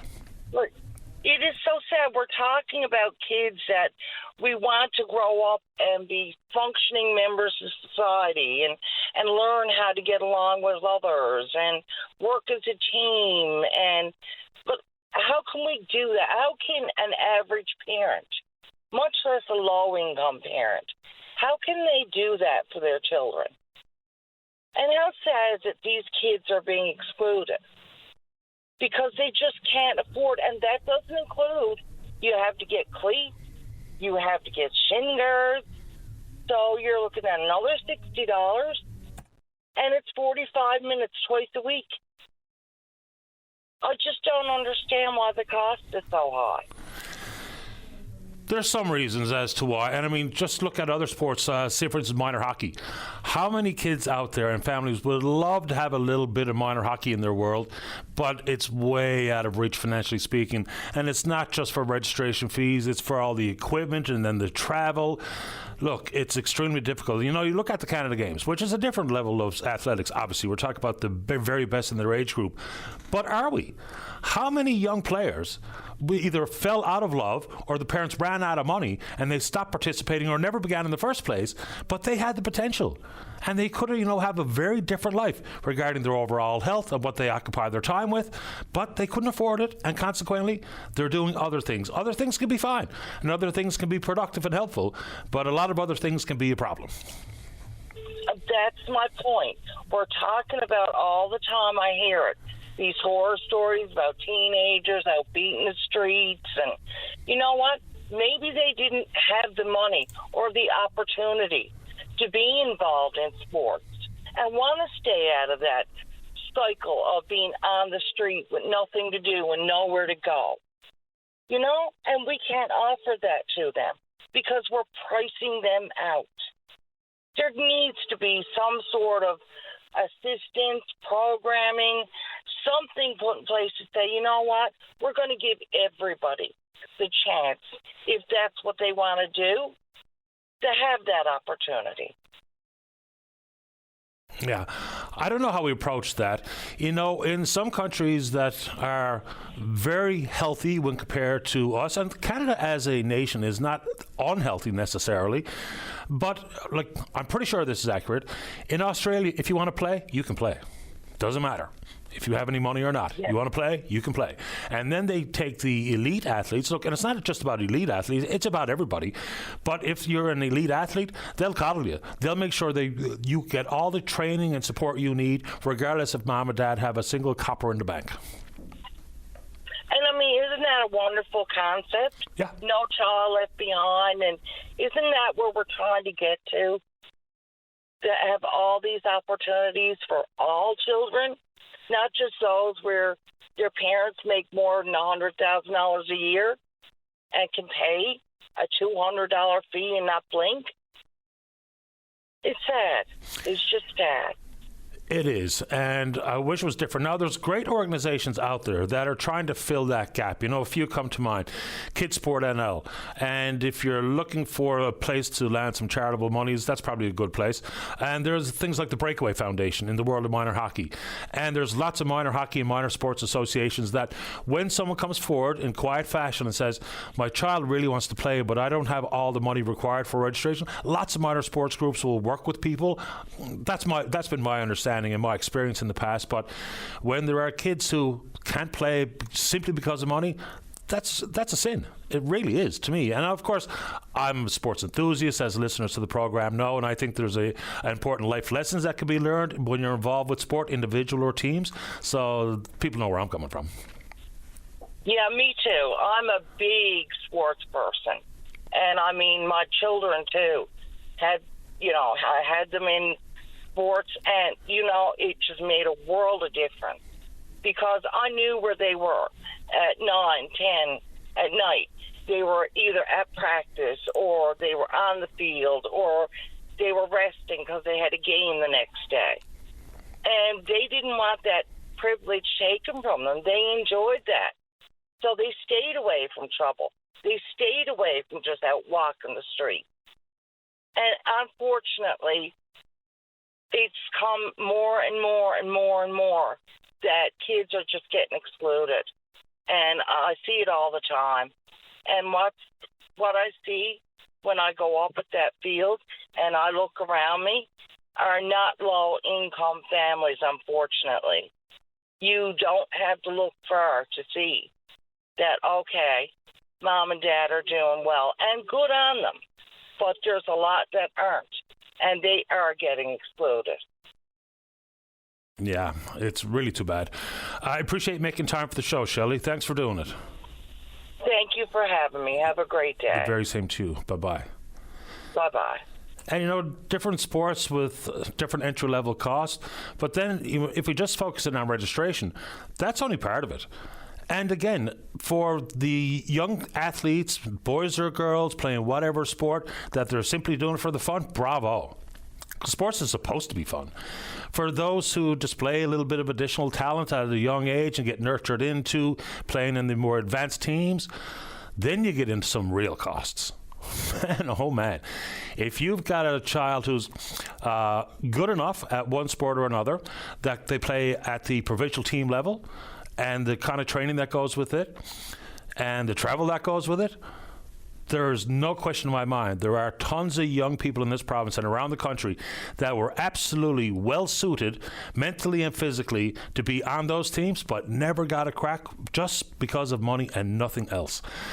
All right, let's take a break. When we get back, still plenty of show left for you. Don't go away. You're listening to a rebroadcast of VOCM Open Line. Have your say by calling 709-273-5211 or 1-888-590-8626 and listen live weekday mornings at 9 a.m. Welcome back to the program. Let's begin this hour on line number 3. Say good morning to Matthew Castellan. He was in the news this week, given the fact that he has a motorized scooter that he operates on the sidewalk. People yell at him for doing it, but the fact of the matter is he's not allowed to use it on the roadway. Matthew joins us on line number 3. Good morning, Matthew. You're on the air. Hello. Yes, I am allowed on some roads, just not the main roads. Right. Okay. That's important clarification.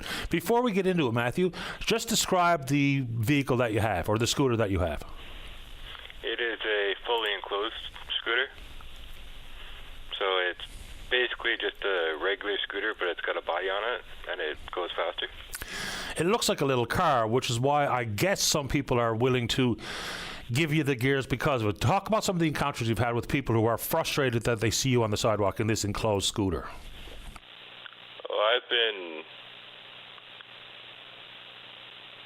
The first 2 days I had it, I got stopped by every police officer in town, but that's just because they didn't really know what it was. And then I sat down with the police chief, and we came up with a game plan where I tracked out routes on Google Earth, color-coded them, showed them where I would be on the road, where I would be on the sidewalk, because there's so many bad drivers around here that I don't want to be on the road, on the main roads, where there's a lot of traffic. So residential streets, I'm on the road as long as I'm right up against the curb. Yeah, and I mean, people just need to be made aware. So for some, I'm going to hope that they simply didn't understand what they were looking at when they gave you a hard time for being on the sidewalk.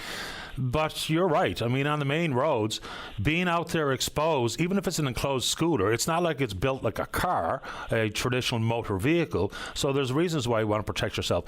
Matthew, I think I recall in the news story quotes from you, things like, you know, I'm allowed to have mobility. I'm allowed to participate in society. For how long were you, for instance, not able to get out and make your way around the town? I had a stroke when I was 17. Spent years in rehab trying to get any kind of mobility at all. And then I was using a golf cart as a mobility aid in Ontario and New Brunswick, and then for the first year I did it here, and then I was told I was going to be arrested if I got caught on it again. So I ditched that idea and got the enclosed scooter instead. What type of cost would a scooter like that come with, Matthew? About $10,000. $10,000. And that's delivered. Wow. Do you get any support from any agency or level of government to get something like this? No, I just took out a mortgage. Fair enough. It's a steep price to pay for some mobility supports. Matthew, anything else you want to talk about while we have you this morning? No, not really. I appreciate you making time. Not that I can think of anyways. Good luck to you. Thank you. You're welcome, Matthew. Bye-bye. So sometimes it's just simply people don't know what they're looking at and have a built-in thought that that does not belong on the sidewalk on a main road. But you'd heard Matthew describe as to why, and he's gone down the road and made the effort to color code the road map of his town so that when confronted, he's got that bit of background work that he's done. So there you go. Anyway, let's keep rolling. Let's go to line number 2. Say good morning to the Mayor, Long Harbour, Mount Darlington Heights. That's Mayor Walter Keating. Mayor Keating, you're on the air. Good morning, Patty. Thanks for taking my call. Happy to do it, sir. Okay, we have a Long Harbour weekend coming up on July the 31st. We start with our community card game at 7 o'clock in the town hall. That's a game of 120s. On Friday, August the 1st, starting August the 1st, there will be a quilt display at St. Jerome's Church from 1 o'clock to 4 p.m. And then on August the 2nd, we have our horseshoe cornhole right tournaments. And I'm sorry, I should go back. Also on August the 1st, we'll start at the ballpark and we'll have a meet and greet, like a barbecue for everybody. And then, of course, on August the 2nd, we'll have the horseshoe cornhole tournaments. Registrations at 10 to 11. First game starts at 11. Also on August the 2nd, it's Kids Day from starting at 11 o'clock, different games. A little kids bingo at 3 o'clock. And then at St. Jerome's Church again from 10 to 4. Display of like quilts, like people have spent the time to make quilts and all that. So that'll be on display from 10 a.m. to 4 p.m. again at St. Jerome's Church. The dance at the community center then that night will be at the doors open at 8. And I'll move on to the next page. Sunday, August the 3rd, we have our cemetery mass. And after the cemetery mass, we have a brunch at the community center. And also in that, saying that, Patty, I'd like for everybody who wants to take the time to come up and clean up the graves for this special occasion for our ones that's already left us. A lot of people are getting out and doing that right now. So it would be all great if we can get out and make it happen together. And then we have a ducky draw that's happening that day. And then also we have a show for old cars, motorcycles down at the ball field at 2:30 p.m. And basically, Patty, like I said, that will be hit for the Long Harbour weekend, starting on July 31st, ending with, like I said, the Mass at the church. And we're looking forward to all the guests, anybody outside of the communities wanted to come and enjoy the weekend. We're really happy to have everybody. Talk about the amount of effort. That's our display. Oh, that sounds great. Talk about the effort put forward by yourself and other committee members to pull this off. Oh, I'm telling you, like for a small community that we have our fullest shows of the committees. Like we have small committees, but they're always there. They're always there putting off the card game, putting off any activities that's going on in the community. Like for the 4 days, it takes a lot of get up and go. And for a small community, I got to thank them all. Like it's a pleasure to be around them. It's a pleasure to do what we do. And I just wish nothing only the best for a weekend and have a good weekend when we start the weekend. Sounds about right, Mayor Keating. Appreciate your time this morning. Have fun. Patty, also I would like to thank you for the job you and your team did on Mental Health Day. That was amazing. I am just so proud of everybody who took part in that, and especially all the donations. Again, thank you for the work you do. We were happy to do it. Appreciate your time, sir. Thank you. Okay, have a good day. You too. Bye-bye. All right, there you go. A bit of fun to be had. Lots of festivals and those types of celebrations taking place. Just a reference to a couple of emails. So, number one on sports and participation and the cost.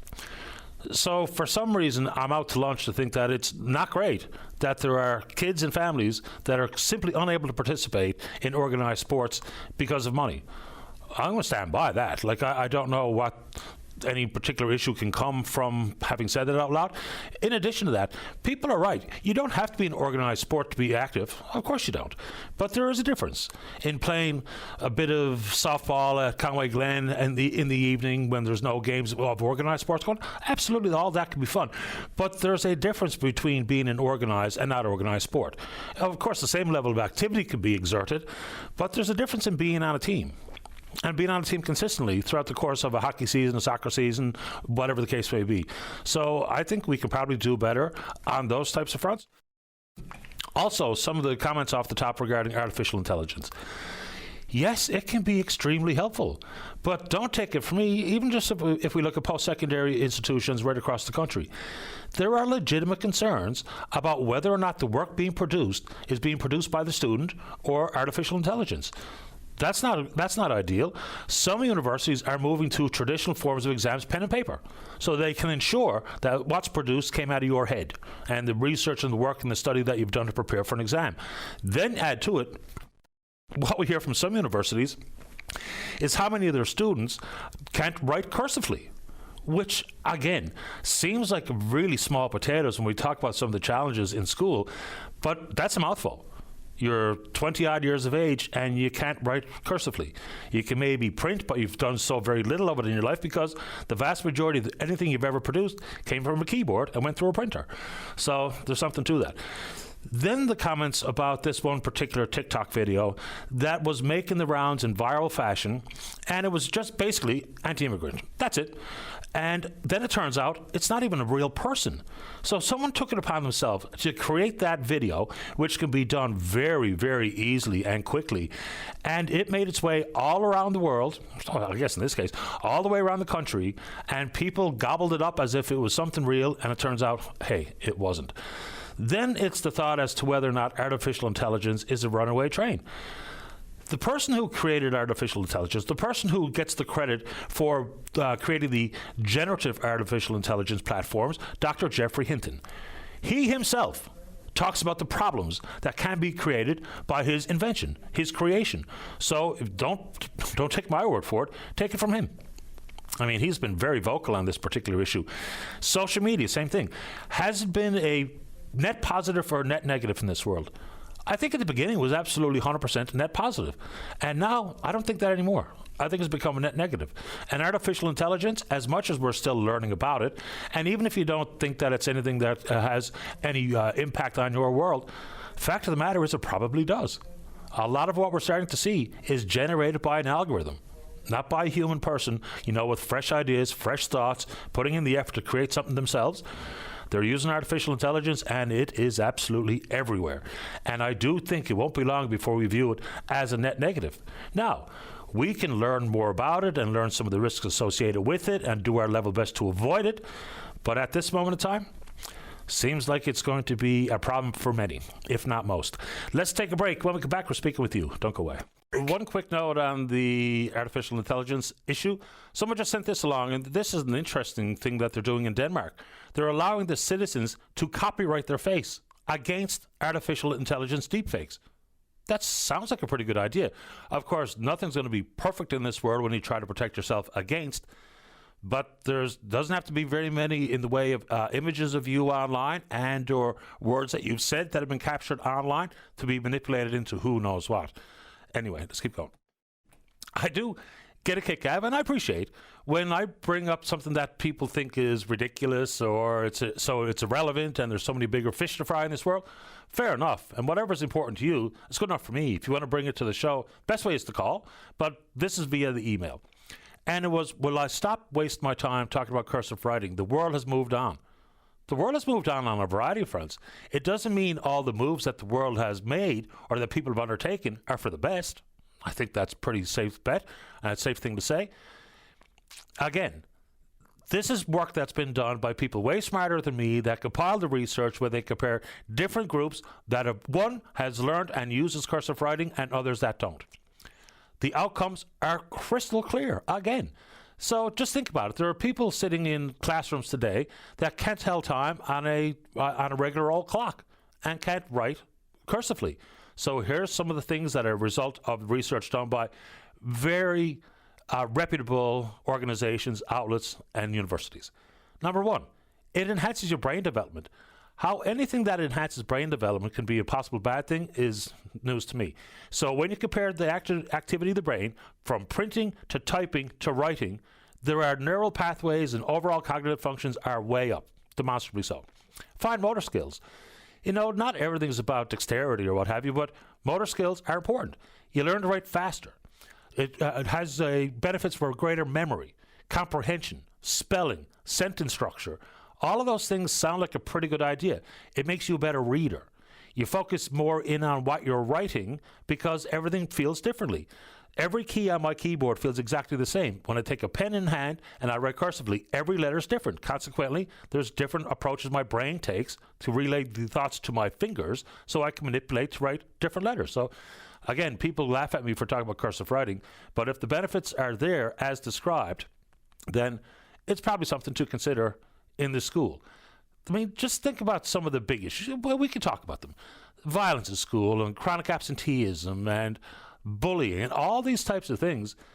But academic outcomes, the trend is downwards since 2003. It's not just issues during the pandemic and the fact that we did not have a careful review of what learning loss looked like because of the fits and starts and the hybrid model and all the rest of it. But fundamentals are probably a good idea to start when we're talking about overall outcomes. So people can giggle at me all they like about thinking cursive writing is a lost art, and I think it's come with negative consequences. That's all. I mean, it doesn't mean you're going to replace the smartphone. It doesn't mean we're going to abandon any use for keyboards and computers and laptops and tabs. No, of course not.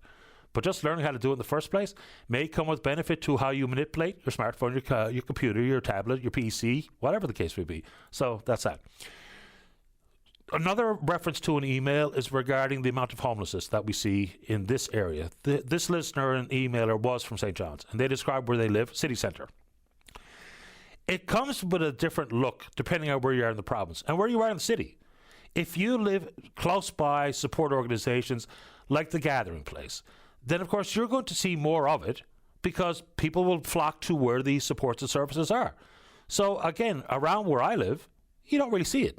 It doesn't mean it's not there, but you don't really see it. So in areas like the downtown, because of where the supports are, and areas like surrounding the Gathering Place, where the supports are and the services are, you inevitably are going to see more of it.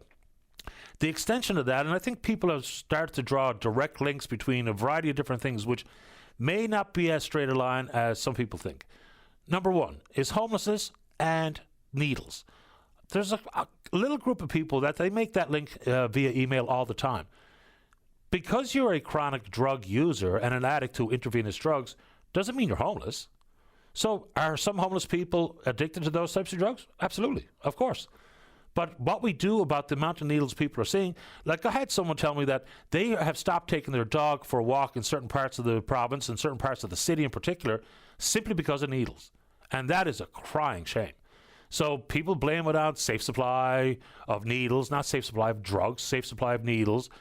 But again, if the needle is clean or dirty, the addict who makes that poor decision to throw it on the ground, it doesn't matter where they got it.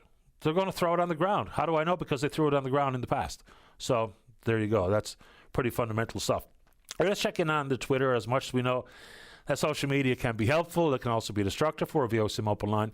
You know what to do. You can follow us there. Email address, openline@vocm.com. Lots of emails flow in about the recreational food fishery. We had a call on it yesterday, and there are some different thoughts floating around as to the disparity between different parts of Atlantic Canada. I think maybe some of the access for different provinces might be exaggerated. People exaggerate it, though, I guess maybe to make a point, or maybe because they haven't seen the accurate information, like Nova Scotia. The biggest difference in Nova Scotia is the amount of fish you're able to catch per day. For us here, we're told the limit is 5 per person, 15 per boat, even though that's just an encouragement via policy versus an actual rule or a law. But in Nova Scotia, it's 10 a day. So even just that difference alone does make for, I think, a justifiable argument that people are making as to why we're treated the way we are. Every fishing zone, and there's going to be some consultations with the public in the fall, apparently, in this province about the recreational food fishery. That's going to be tricky. There's different strength of stock in different zones. Can you imagine what it's going to sound like for people living in close proximity to one zone or another that have different rules? with how many you can catch and maybe the length of the season period. The public consultations may indeed just be the optics of it. Maybe something meaningful will come of it, but I can't see it flying. That if I live 100 kilometers away from my buddy, he's allowed to get more than me and maybe an extended season versus what I experienced because of the strength of stock in the fishing zone where close by where I live. So, yeah. But when people ask, I think, a serious question about the decision to double the total, more than double the total allowable catch, but did not extend to any changes. I was going to say any real changes. Any changes, period, into how the recreational food fishery has been executed again this year. I understand why people are upset about it. I get tons of emails. Every now and then, we got calls, leading up to the decision to be made, advocating for easier access, more fish, whatever the case may be. And then when the announcement was made, we got some reaction. The emails have not stopped, but the calls have kind of gone by the wayside a little bit. Couple more quickies before we get to the news. People ask me where are the speed cameras. And, of course, some people think I'm absolutely out of my mind to be in favor of the cameras, but I am. If it slows people down, bring it on to me. We don't know is the short answer as to what the status and the progress is for putting the cameras up, and nor do we know exactly where they're going to be at this moment in time. We know that they can be moved around, and I would imagine that's going to be exactly what happens here. Now, the government is obliged to put up signage to give you the heads up that you are entering into a speed camera zone, which is only fair, I suppose, even though, cops don't announce where they're going to be, and that does a pretty good job for catching people speeding and hopefully slowing them down, and hopefully they get a ticket and pay the fine. But the short answer to what the status is, I don't know. I'll try to find out. I was a little bit surprised that it took the government as long as it did to go to tender for the cameras, given what the experience was in the 3 months last year at Mount Pearl and Paradise. Over 90,000 warnings were sent out, no fines, just warnings. So at that moment, it didn't take a whole lot to know that it was effective. And people were getting caught. And that's the hope. And, I guess the hope is to slow people down, not necessarily to catch you, but you deserve a fine when you're speeding. So we'll try to find out as soon as possible about exactly what's going on with those programs and the potential schedule for moving things around, and whether or not municipalities are getting in on the action. So there's still some unanswered questions there that will help try to fill those gaps when we get the information. Let's take a break for the news. When we come back, plenty of time for you. Don't go away. The Tim Powers Show. Join the conversation weekday afternoons at 4 p.m. on your VOCM. Welcome back to the show. Let's go to line number one. Good morning, Pat. You're on the air. Good morning, Patty. Hope you're having a good day. So far, so good. First question is, is there anybody out there with petitions, anything else to try to get out of Carney, the promise he made of reducing ferry fees, and how he was intending to do that, I'll let you get into, because I really don't.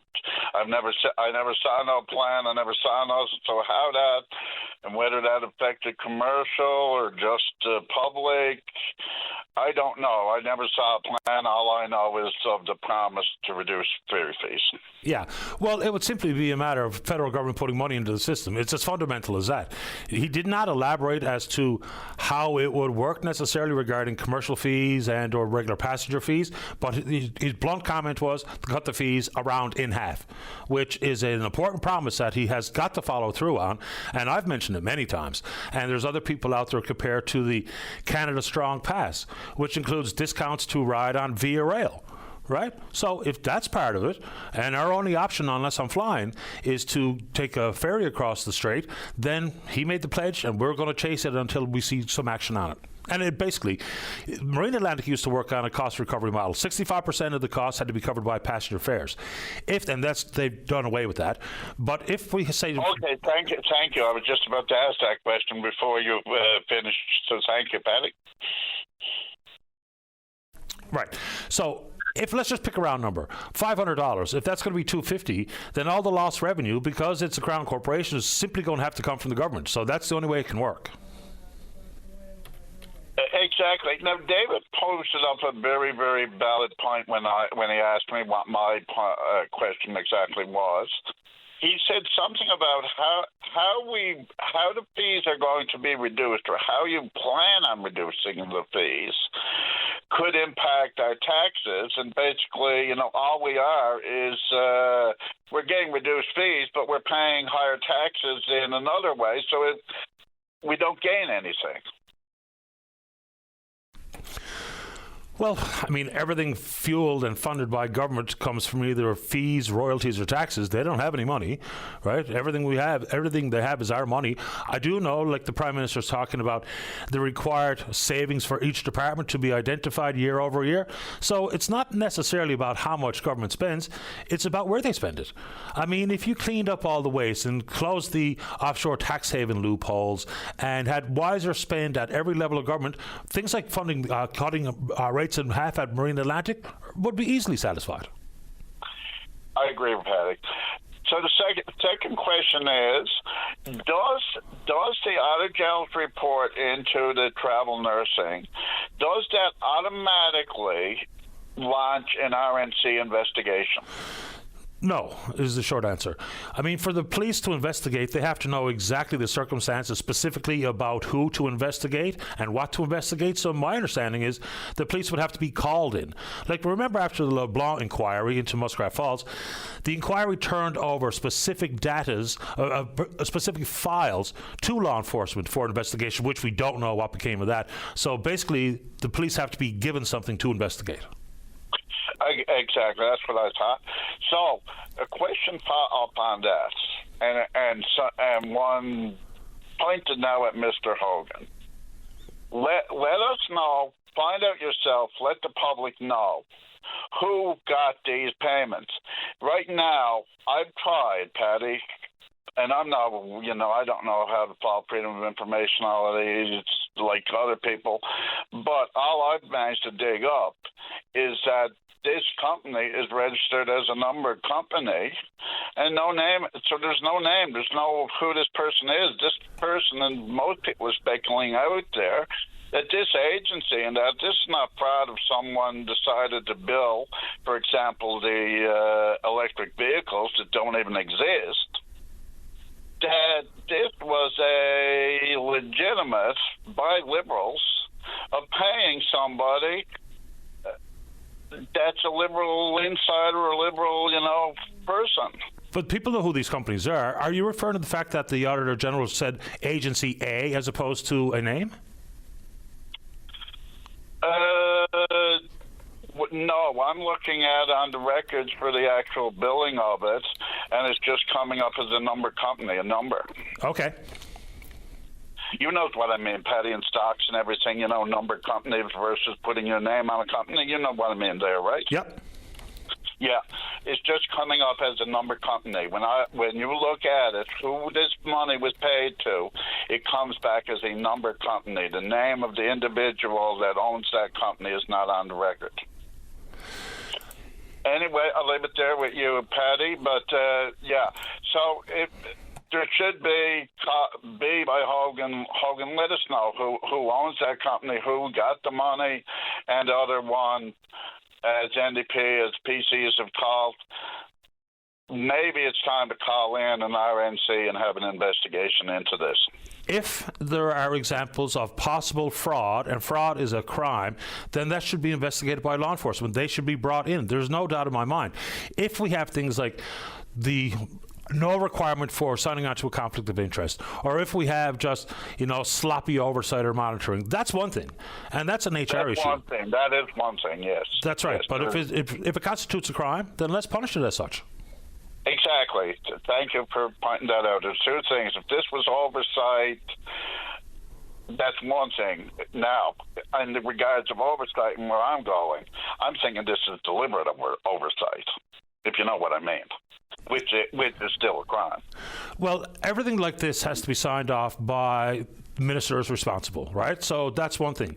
But then once these contracts are signed, then I think it very much becomes the behavior of the bureaucracy. So if it was going to be a liberal government decision to pay out invoices for bogus claims or bogus expenses, then that would mean that they have to be inside the bureaucracy with their finger on the scale looking at every invoice. So I don't know. I mean, it's easy for people's minds to go down that road, but whether or not that's actually what's happening, I don't know. Exactly, and I don't know either. But it's easy. Yes, it's easy for us to go down that road. But how easy it is to pull off is another story. But it has to be investigated of that or what happened, because Patty, I can't believe how easy it was that even with improper oversight, here it is that not 1, 2, 3, or 4, but tens of thousands of dollars spent to say that we provided them with the services of electric vehicles that didn't even exist. No vehicles were bought. Nobody was paid. No company is out there, that actually supplied electric vehicles. But this was for rental. The bills for it. Yeah, the bills were for rentals. So the problem there is that the vehicles were rented for people that weren't here in the province. So if you weren't working here as a travel nurse, then why was anybody paying for a rental for a vehicle that no one was driving? So, another really bizarre instance. And Dan, if you do have time, cut me at any time and tell me you got to go. I didn't get a chance to listen to Tony Wakeham on the other night, but I did hear of you mentioning to Tony, if you have permission to send this to me from the individual involved, please do so. And that was a nurse who said she went to her employer. She was a registered nurse. She was only, and correct me if any details are wrong now, Patty, I didn't listen to it, is that she went to her employer. She wanted to get more hours. Her employers told her more hours are not available, that if you want more hours, go through the agency nurse program. Yeah, the basics are the one specific nurse told the whatever hospital or whatever level of the Department of Health or NL Health Services, I'm available to work these specific shifts. Was told no, got hired by a travel agency and ended up working those exact shifts for more money. Yeah, so you heard it right. That don't make sense. Because it costs a lot more. But I've heard that. I've heard with the nursing program and graduating nurses, and they say, we waited and waited and waited here forever for an interview to be able to apply for a position to start here. But it took so long, and I got student loans to pay back, and here's this, program set up by MON or set up by the School of Nursing where all these different places that come down, Ontario and Nunavut, even places in the States come up. And they offered me a job, and they said, look, the job is here for you. Get back to us. And she said, I've moved out of province. I've moved to the States. I've moved to Nunavut. Because simply the jobs here in Newfoundland, nobody was getting back to us. No government official was offering us jobs. So this is not the first time like that nurse offering, they're saying we need nurses, but they're not. What are they doing to recruit the nurses? It doesn't make sense, Patty. Put it that way. Well, they've added seats in the nursing school, and we're told there's ongoing relationship between people trying to tell the student to graduate nurses where opportunities are and what have you, but there's lots of disconnect out there. That much I completely agree. If we have a nurse shortage, and the Registered Nurses Union says there's something like 400 vacancies, every single person graduating from the nursing school should be offered a permanent full-time job. I mean, how that's not happening, I don't understand. And that's what I don't understand either, how this is happening. If a person can go and ask for more hours and it's not available to them directly, but they end up working the exact same shifts, the exact same that they asked for through an agency nurse, and how people can say that, we're filling in these gaps, but over half of a graduating class is not even interviewed or not been offered a position. It don't make sense. Anyway, thanks, Patty. As always, appreciate talking to you. My pleasure, Pat. Thanks for calling. Okay, bye. Okay, bye-bye. All right, final break of the morning. Don't go away. Welcome back to the show. Let's go to line number 4. Jeff, you're on the air. Good morning, Patty. Morning. I'm calling from West Kelowna, BC. Excellent. Thanks for making time for the show. What's on your mind? Well, I'd just like to commend the gentleman that called about the scooter who had a stroke. Okay. Myself, I'm recovering from a stroke also from 3 years ago. and I understand how much strength it takes for him to actually go out in public and drive and be capable enough to drive and be safe. Yeah, I think it's great. So whether we're talking about advocating on behalf of people who are recovering from stroke or just making people aware of mobility concerns and what needs to be done, I think it was great that he called. I think it's great that he has the mental capacity, and he's gone through a lot, I can imagine, because I know what I've been going through. Let's talk about your recovery. So how are you progressing? You say it was 3 years ago you had your stroke. Yes, I had a hemorrhagic stroke. So there's all different kinds of strokes. There's minimal and then there's major. The hemorrhagic's more of a major. So describe. So I'm paralyzed on my left side, my arm and my leg. And then a lot of it has to do with the brain. Of course. Like I can't mentally function to the capabilities that I was doing before. And it's like I understand when he said he couldn't come up with any more questions because your mind is running like 1,000 questions at a time and it's hard to get one out. I totally understand. I've been wanting to call in the open line for the last 2 years. I'm glad you finally did. Are you originally from here, Jeff? I have something else that I want to put out to the public. Okay. And this goes to the doctors, most of them that do research. And if there is a comparison to the male ED and stroke or heart conditions, so it's all relevant to the blood flow in the body. Understood. And so ED, erectile dysfunction, I guess is what you're... Yes. Okay. It has personally happened to me before I had my stroke. But they kind of pass you off as, here, try these pills. And did you? I tried them once and nothing happened. I'm not entirely sure what to say to that, but I'm glad you made time for the show. Are you originally from here, Jeff, by chance? Yes, I am, from St. John's. Okay, very good. How long have you been in Kelowna? I moved here in 2011. I was living in Northwest Territories for 12 years. Kelowna is a beautiful part of the country. Yeah, it's very nice. It is nice. Jeff, I appreciate your time. Continue good luck in your recovery. Thank you for calling. Thank you very much for having me, Patty. And you have a great day and a great weekend. You too, Jeff. Thank you very much. All righty. There you go. Last word this morning goes to line number 2. Daryl, you're on the air. Oh, hi, Patty. How you doing today? Grand today. How about you? Oh, I'm doing good. Thank you very much. Patty, what I'm calling about today is, as we talked about, the United States and Donald Trump and the trade wars and the tariffs and all that stuff. And he made a remark there a while back about how U.S. companies more or less can't get into Canada. It's very difficult, or it's not fair. But I don't agree with a lot of things, but I'll give you a good example. I was, as a company in the U.S., they provide healthy pet food. And actually, Rob Lowe was the chair of it or whatever. And so I said, I must call and inquire about it. And when I called and inquired about it, they said, yeah, we were shipping to Canada, but we had to stop. And the reason why they had to stop, because border services, a lot of times the products be held up with them, and then it didn't go no further. And sometimes they charged the duty tax would be different ones from one place to the other coming into Canada.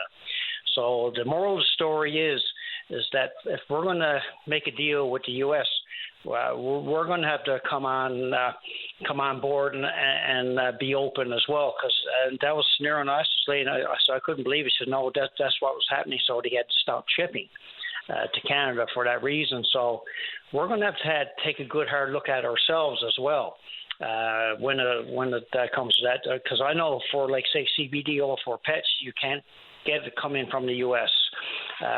For whatever reason. It's just blocked by Health Canada or whatever. And I know in our situation, security company, they offer products for residents, whatever, and make the best of it. They're set up here in Canada, but they can't ship anywhere in Canada, but they can ship to the U.S.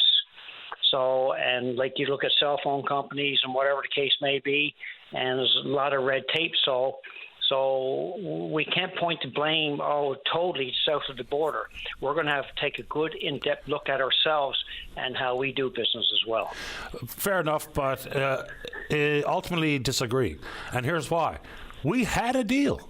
We had a deal that President Trump signed and called it the greatest deal ever, and then all of a sudden it wasn't the greatest deal ever. Nothing changed, and we had a deal. So that's the starting point of the conversation for me. Yeah, no, and I agree what you're saying. To that aspect, you are right.